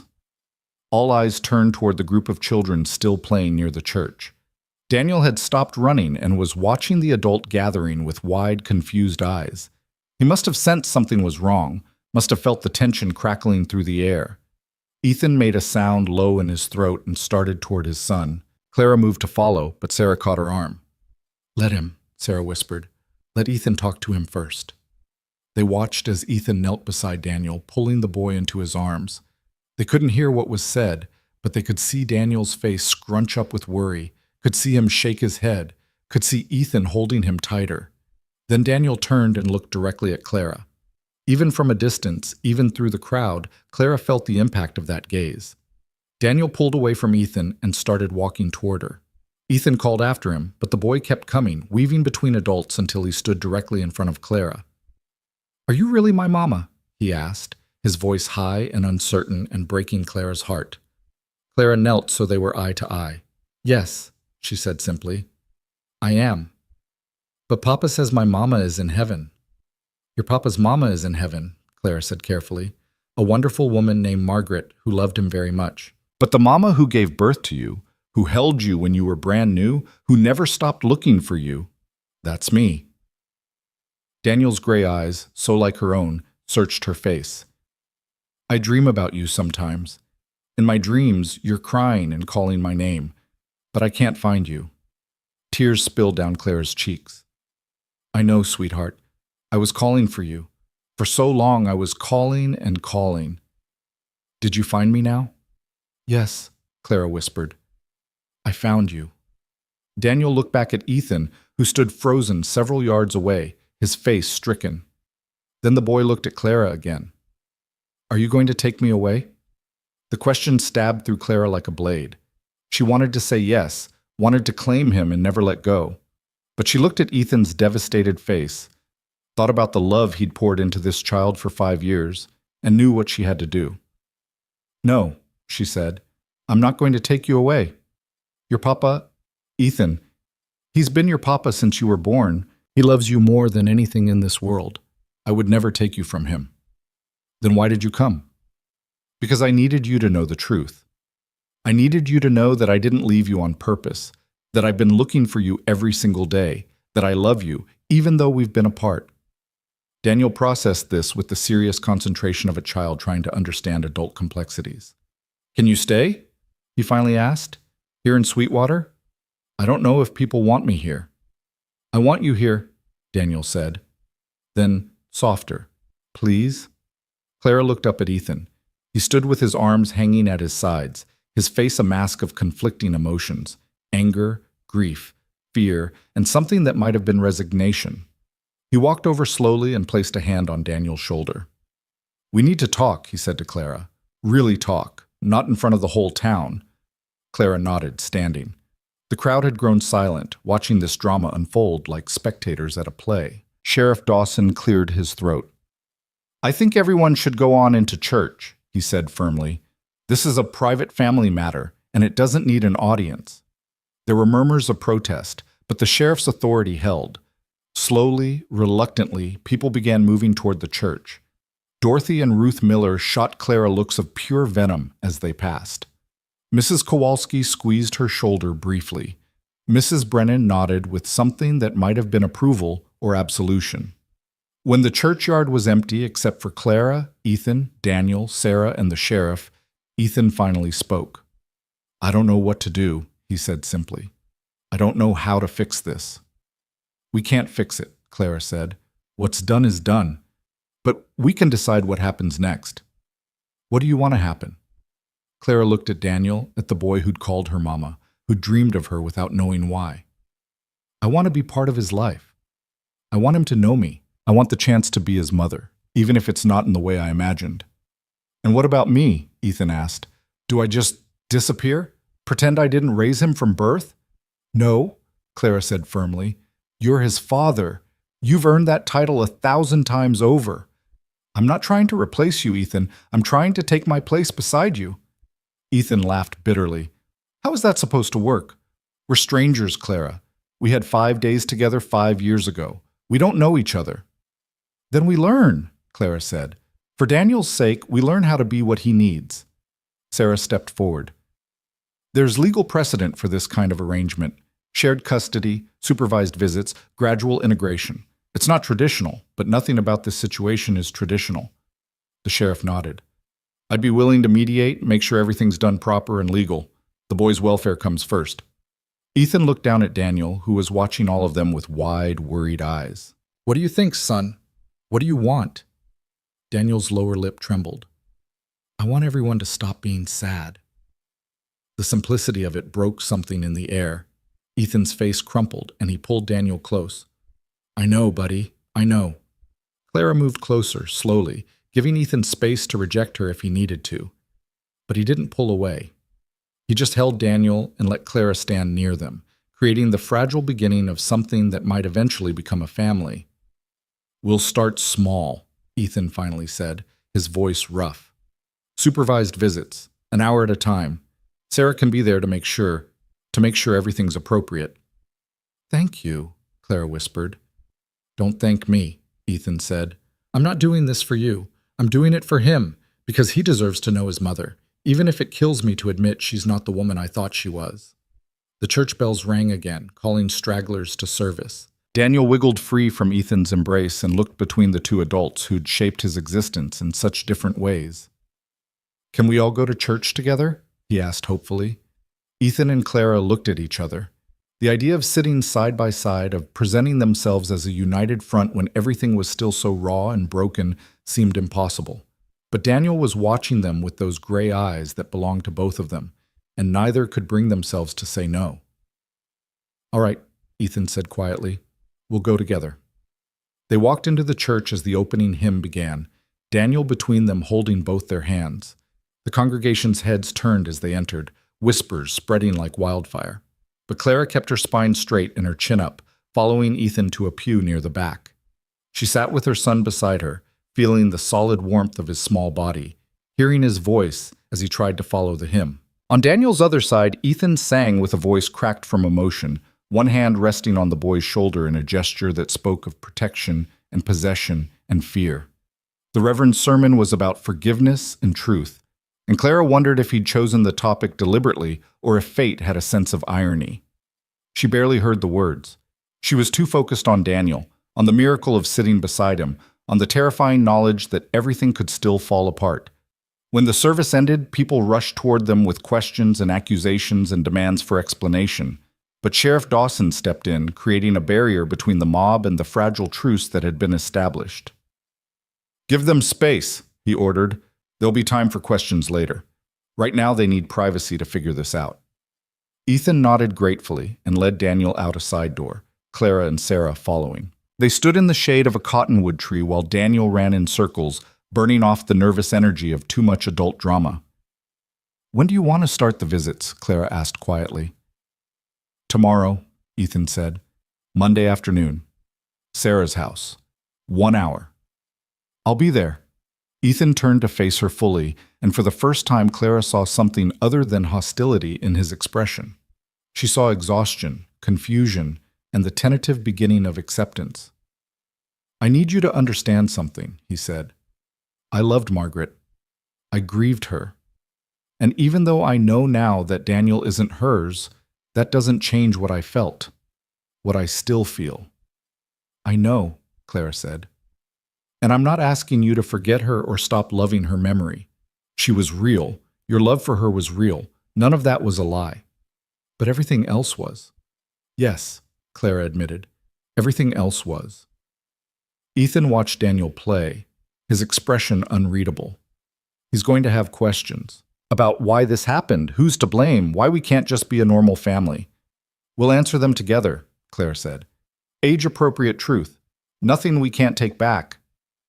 And when he's older, when he wants to know all of it, then we tell him all of it, Claire said. The good and the bad, the love and the lies, everything. Ethan was quiet for a long moment. Then he called Daniel over. The boy came running, his face flushed from exertion and still carrying that worried expression that no 5-year-old should have to wear. Daniel, Ethan said, kneeling so they were eye level, you're going to start spending time with Clara, getting to know her. Is that all right with you? Daniel looked at Clara, then back at Ethan. Will you be there too? At first, yes. Miss Sarah will be there to help, but eventually you and Clara might spend time alone, just the two of you. What should I call her? The question hung in the air. Clara's throat closed around the word she wanted to hear, the name she'd dreamed of for 5 years. Whatever feels right to you, Ethan said. You don't have to decide now. Daniel nodded seriously, then walked over to Clara. He stood in front of her for a moment, studying her face with an intensity that was almost painful.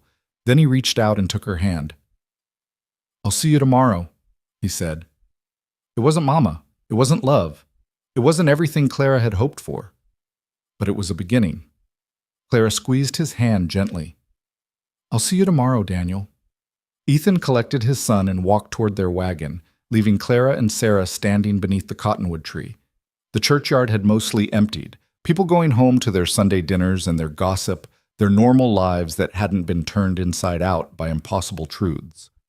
Sarah put an arm around Clara's shoulders. You did it, she said quietly. You proved you were telling the truth. I proved it, Clara agreed.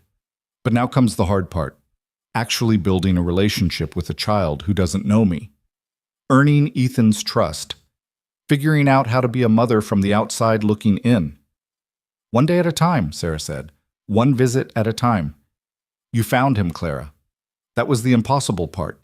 Everything else is just details. Clara watched Ethan's wagon roll down Main Street, Daniel's small head visible beside his father's larger form.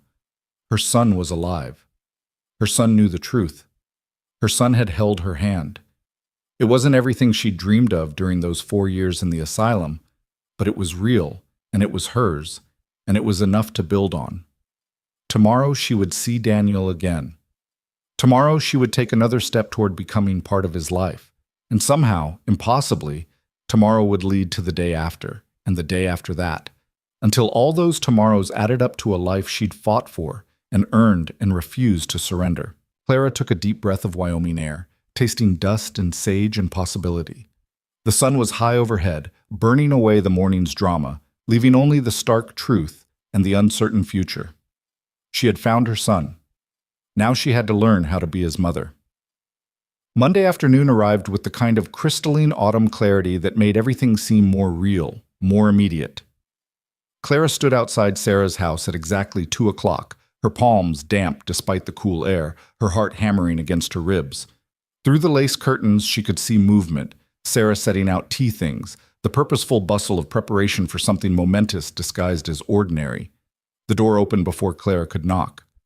Sarah stood there with an expression that was equal parts encouragement and warning. "He's already here," she said quietly. "Both of them. Daniel's nervous." "So am I," Clara admitted. "Good. That means you understand what's at stake."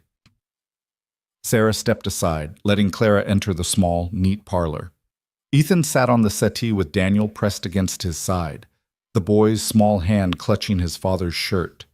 Daniel looked up when Clara entered, his gray eyes wide and uncertain, and Clara's breath caught at the sight of him in proper daylight, in a space where she was welcome to be near him. "Hello, Daniel," she said softly. "Hello," he whispered back. Ethan's face was carefully neutral, but Clara could see the tension in his shoulders, the protective way he kept one arm around Daniel. "Clara," he acknowledged. Sarah gestured to the chair across from them. "Please sit. I've made tea. Daniel, would you like some cookies?" The mention of cookies broke some of the tension.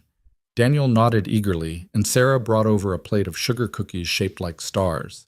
Daniel took one carefully, his manners impeccable, and Clara wondered what else Ethan had taught him, what other small graces she'd missed. They sat in awkward silence for a moment, the adults holding teacups they didn't drink from, Daniel working his way through a cookie with intense concentration. Finally, Sarah cleared her throat. "Daniel, Miss Clara would like to get to know you. Maybe you could tell her about some of the things you like to do." Daniel looked at his father for permission. Ethan nodded, though his jaw was tight. "I like horses," Daniel said. "Papa's teaching me to ride, and I can count to 100, and I know all my letters." "That's wonderful," Claire said. "You must be very smart." "Papa says I get it from my mama." Daniel's face scrunched up with confusion as soon as the words left his mouth, as if he'd just realized the complication of having 2 mothers.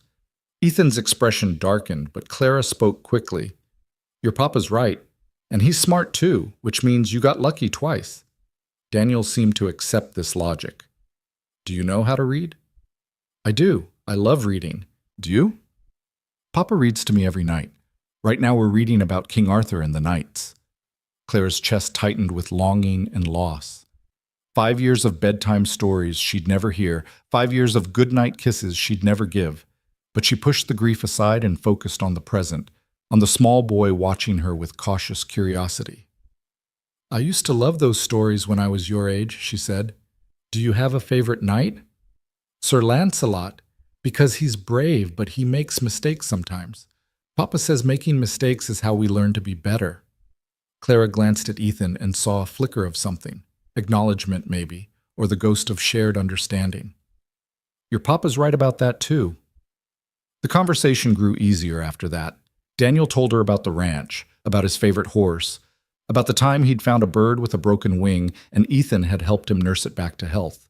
Clara listened, asking questions, storing away every detail like precious stones. Ethan remained mostly silent, watching their interaction with the vigilance of a guard dog. But gradually, as Daniel relaxed and began talking more freely, some of the tension left Ethan's frame.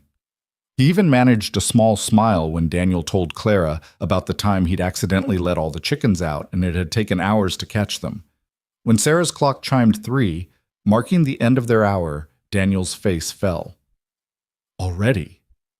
Time moves fast when you're having fun, Sarah said gently. Daniel turned to Clara. Can you come again?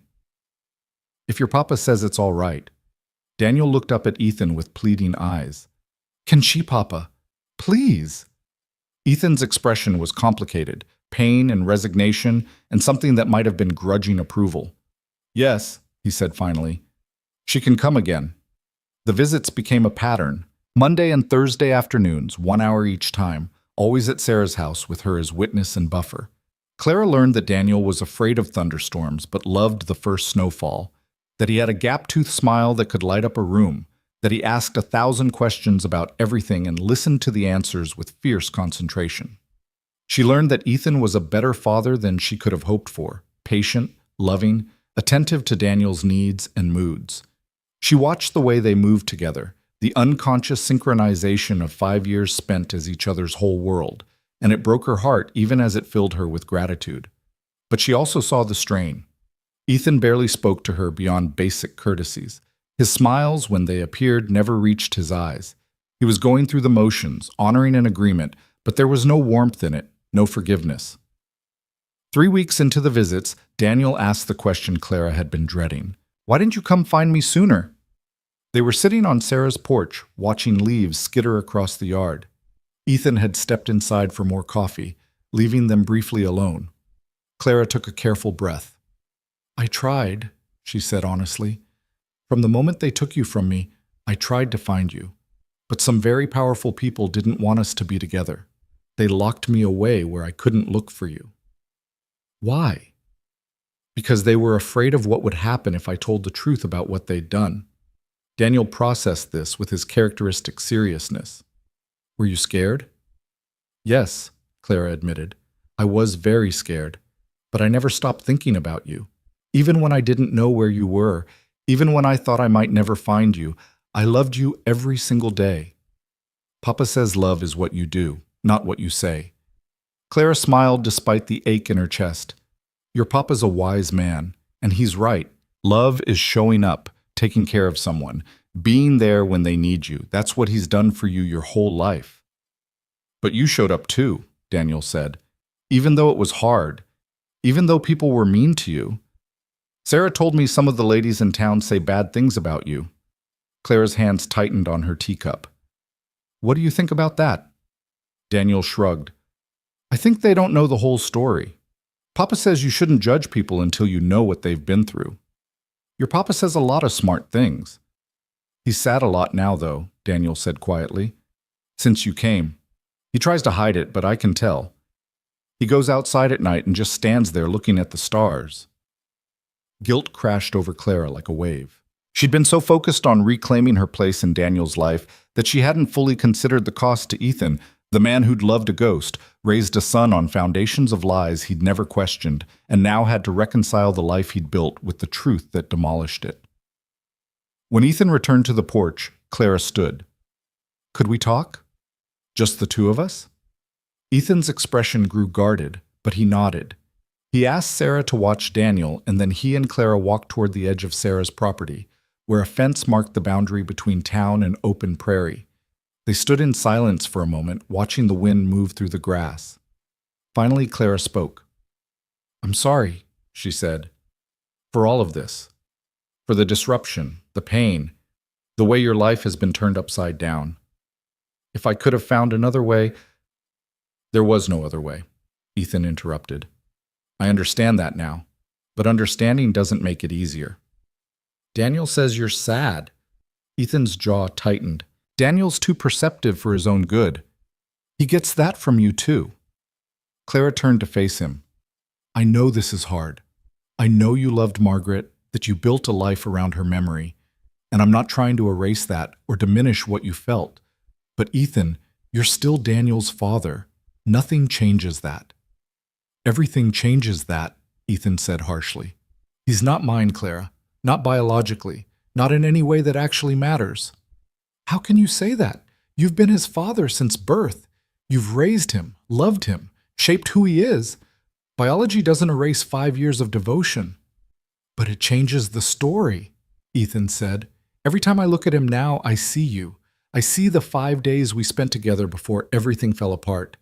I see the lie I've been living, and I don't know how to reconcile the son I thought I had with the truth of who he actually is." Clara's throat tightened. "He's the same boy he was a month ago. The only thing that's changed is what you know, not who he is." "That's easy for you to say. You didn't spend 5 years believing a lie." "No," Clara said quietly. "I spent 4 years locked in an asylum, being told I was insane for believing the truth. We've both suffered, Ethan. We've both been used. The question is whether we let that destroy us, or whether we find a way through it." Ethan was silent for a long moment. "I don't know how to share him," he finally admitted. "I don't know how to be his father while watching you become his mother. It feels like losing him by degrees." "You're not losing him. You're gaining help. Someone else who loves him, who wants what's best for him, who'll stand beside you instead of trying to replace you." Clara hesitated, then added softly, "We made him together, Ethan. Even if we didn't mean to, even if the circumstances were impossible. He's ours, both of ours. Maybe it's time we started acting like it." Ethan looked at her for a long moment, really looked at her, and Clara saw the grief and anger beginning to crack, making room for something else. Not forgiveness, not yet, but maybe the possibility of it. "I'll think about it," he said finally. It wasn't much, but it was more than Clara had hoped for.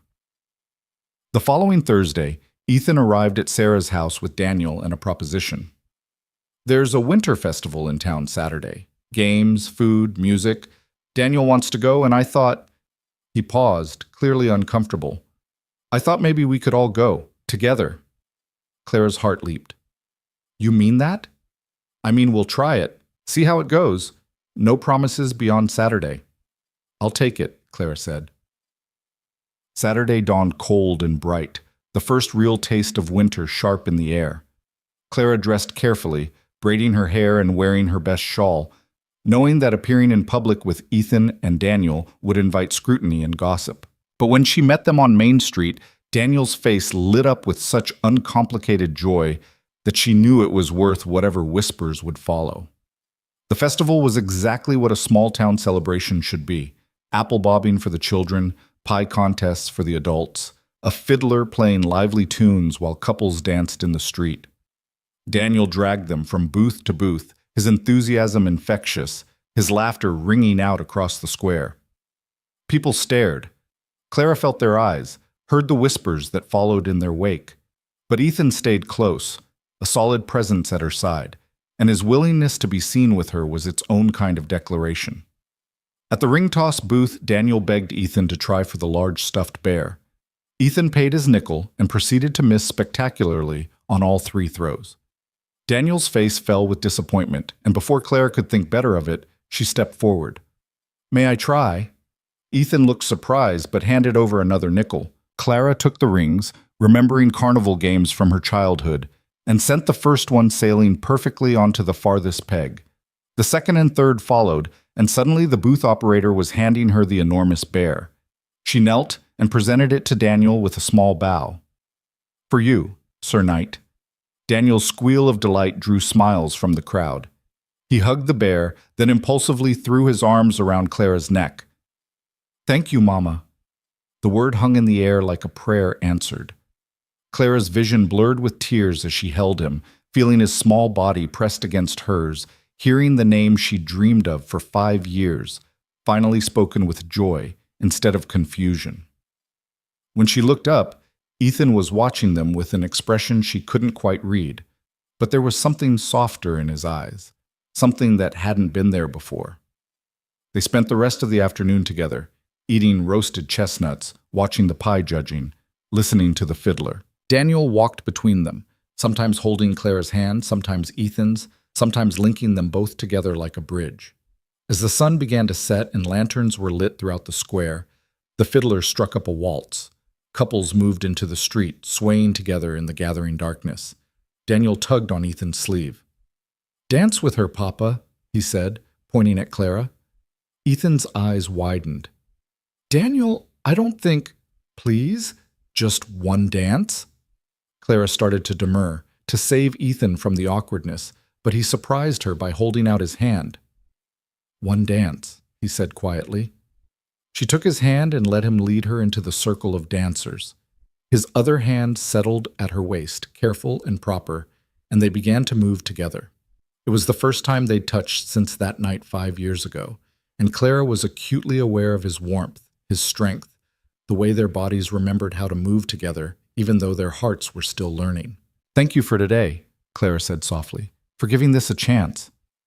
"Daniel wanted it," Ethan said. "I'm doing it for him." "I know, but still, thank you."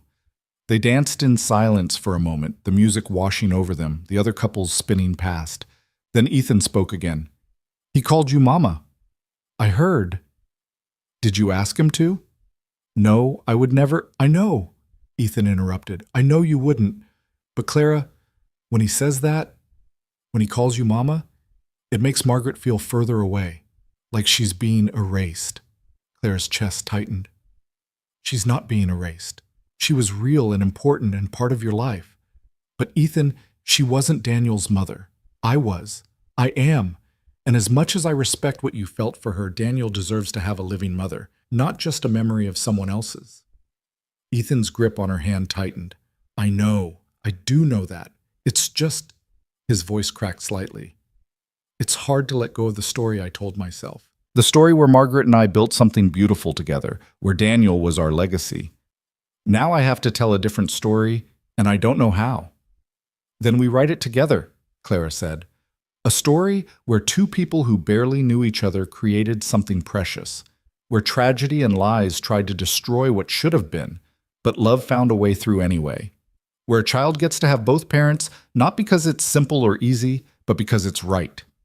The music ended. They stood in the middle of the street, still holding each other, while around them couples separated and applauded the fiddler. Daniel came running up, the bear dragging behind him. "That was pretty," he announced. "You looked like a real family." Ethan and Clara looked at each other over their son's head. Something passed between them.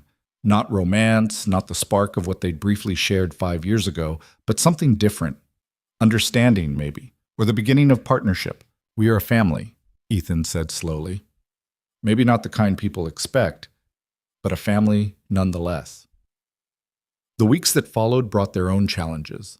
Clara moved out of Mrs. Kowalski's boarding house and rented a small cottage on the edge of town, close enough to be available but far enough to give everyone space. The visits with Daniel expanded, 2 hours instead of 1, then afternoons that stretched into early evening, then entire Saturdays where Clara and Daniel would bake cookies or read stories or take walks while Ethan worked the ranch. The town slowly adjusted to the new reality. Some people, like Dorothy and Ruth Miller, never fully accepted Clara's presence, but others, like Mrs. Chen and Sheriff Dawson, treated her with respect.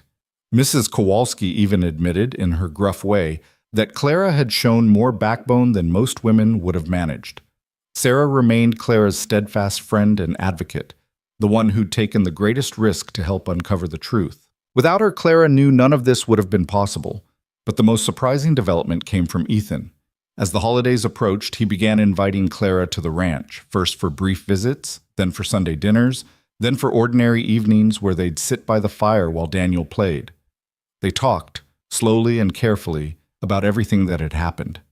Ethan shared memories of those early days with Daniel, the sleepless nights and small triumphs that Clara had missed.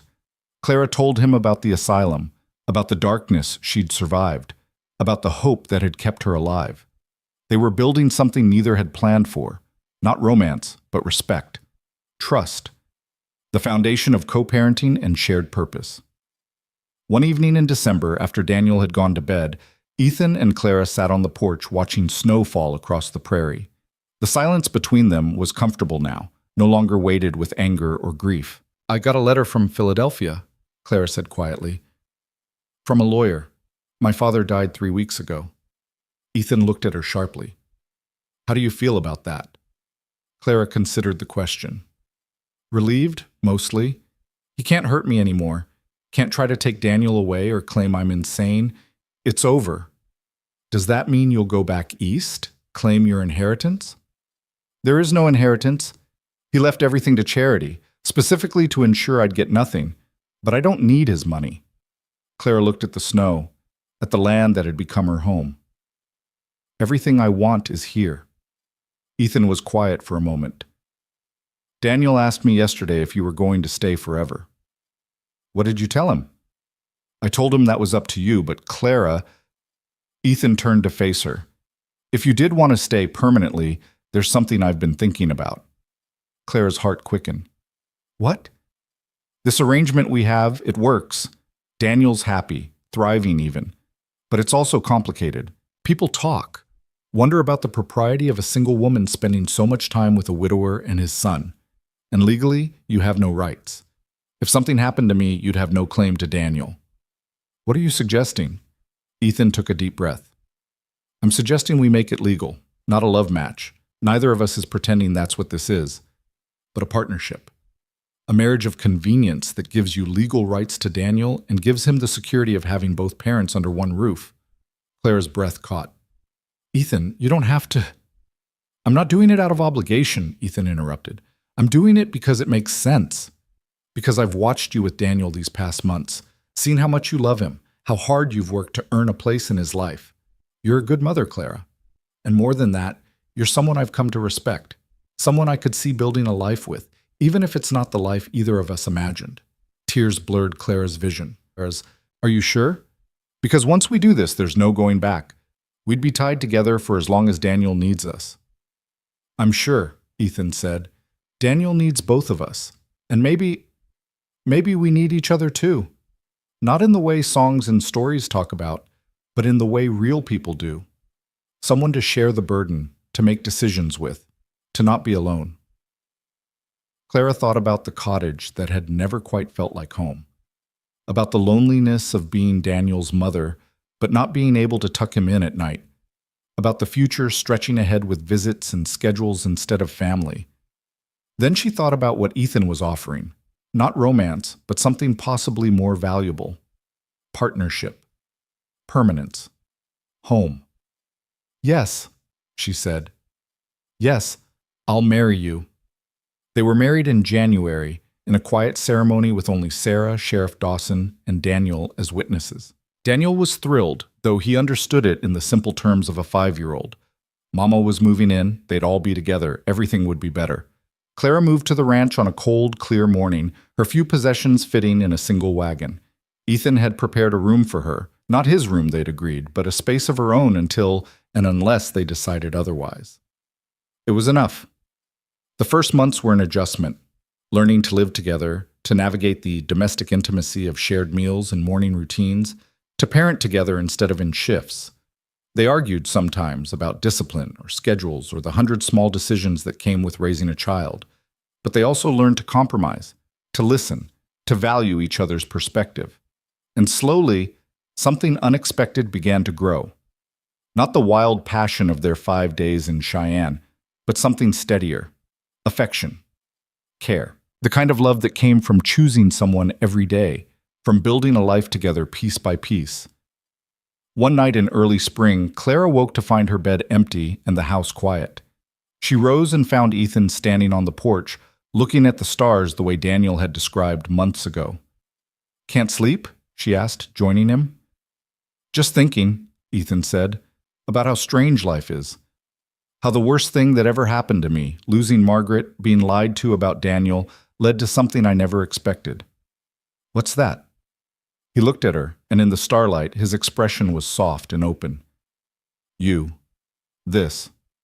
A second chance at something real. Clara's throat tightened. I never thought I'd have this either. A home. A family. Someone who knows the truth and stays anyway. Is this enough for you? Ethan asked quietly. This life, or do you wish things were different? Claire considered the question honestly. Did she wish she'd never been taken from Daniel, never suffered 4 years in an asylum, never lost the early years of her son's life? Of course. But would she trade where she'd ended up? This ranch, this man, this hard-won peace? I wouldn't change it, she said finally. Not if changing it meant losing this. Ethan reached out and took her hand, threading his fingers through hers. It was the first gesture of affection he'd initiated, and Clara's heart swelled with hope. Neither would I, he said. They stood together in the darkness, watching the stars wheel overhead, and Clara understood that this was what healing looked like. Not forgetting the past, but building something strong enough to carry its weight. Not erasing the pain, but transforming it into something with purpose. Inside, Daniel slept peacefully, secure in the knowledge that both his parents were under the same roof, that the nightmares of separation were over, that he was loved beyond measure. And out on the porch, two people who'd been brought together by tragedy and lies began the slow, careful process of choosing each other. Not because fate demanded it, not because passion swept them away, but because they'd both learned that the strongest foundations were built on truth, respect, and the daily decision to show up and try. Years later, when Daniel was grown and starting his own family, he would ask Clara to tell him the story of how she found him. She would tell him everything: the asylum, the lies, the desperate search, the moment she'd stepped off the train and heard him call her mama. She would tell him about Ethan's grief and anger, about Sarah's courage, about the evidence that had set them all free.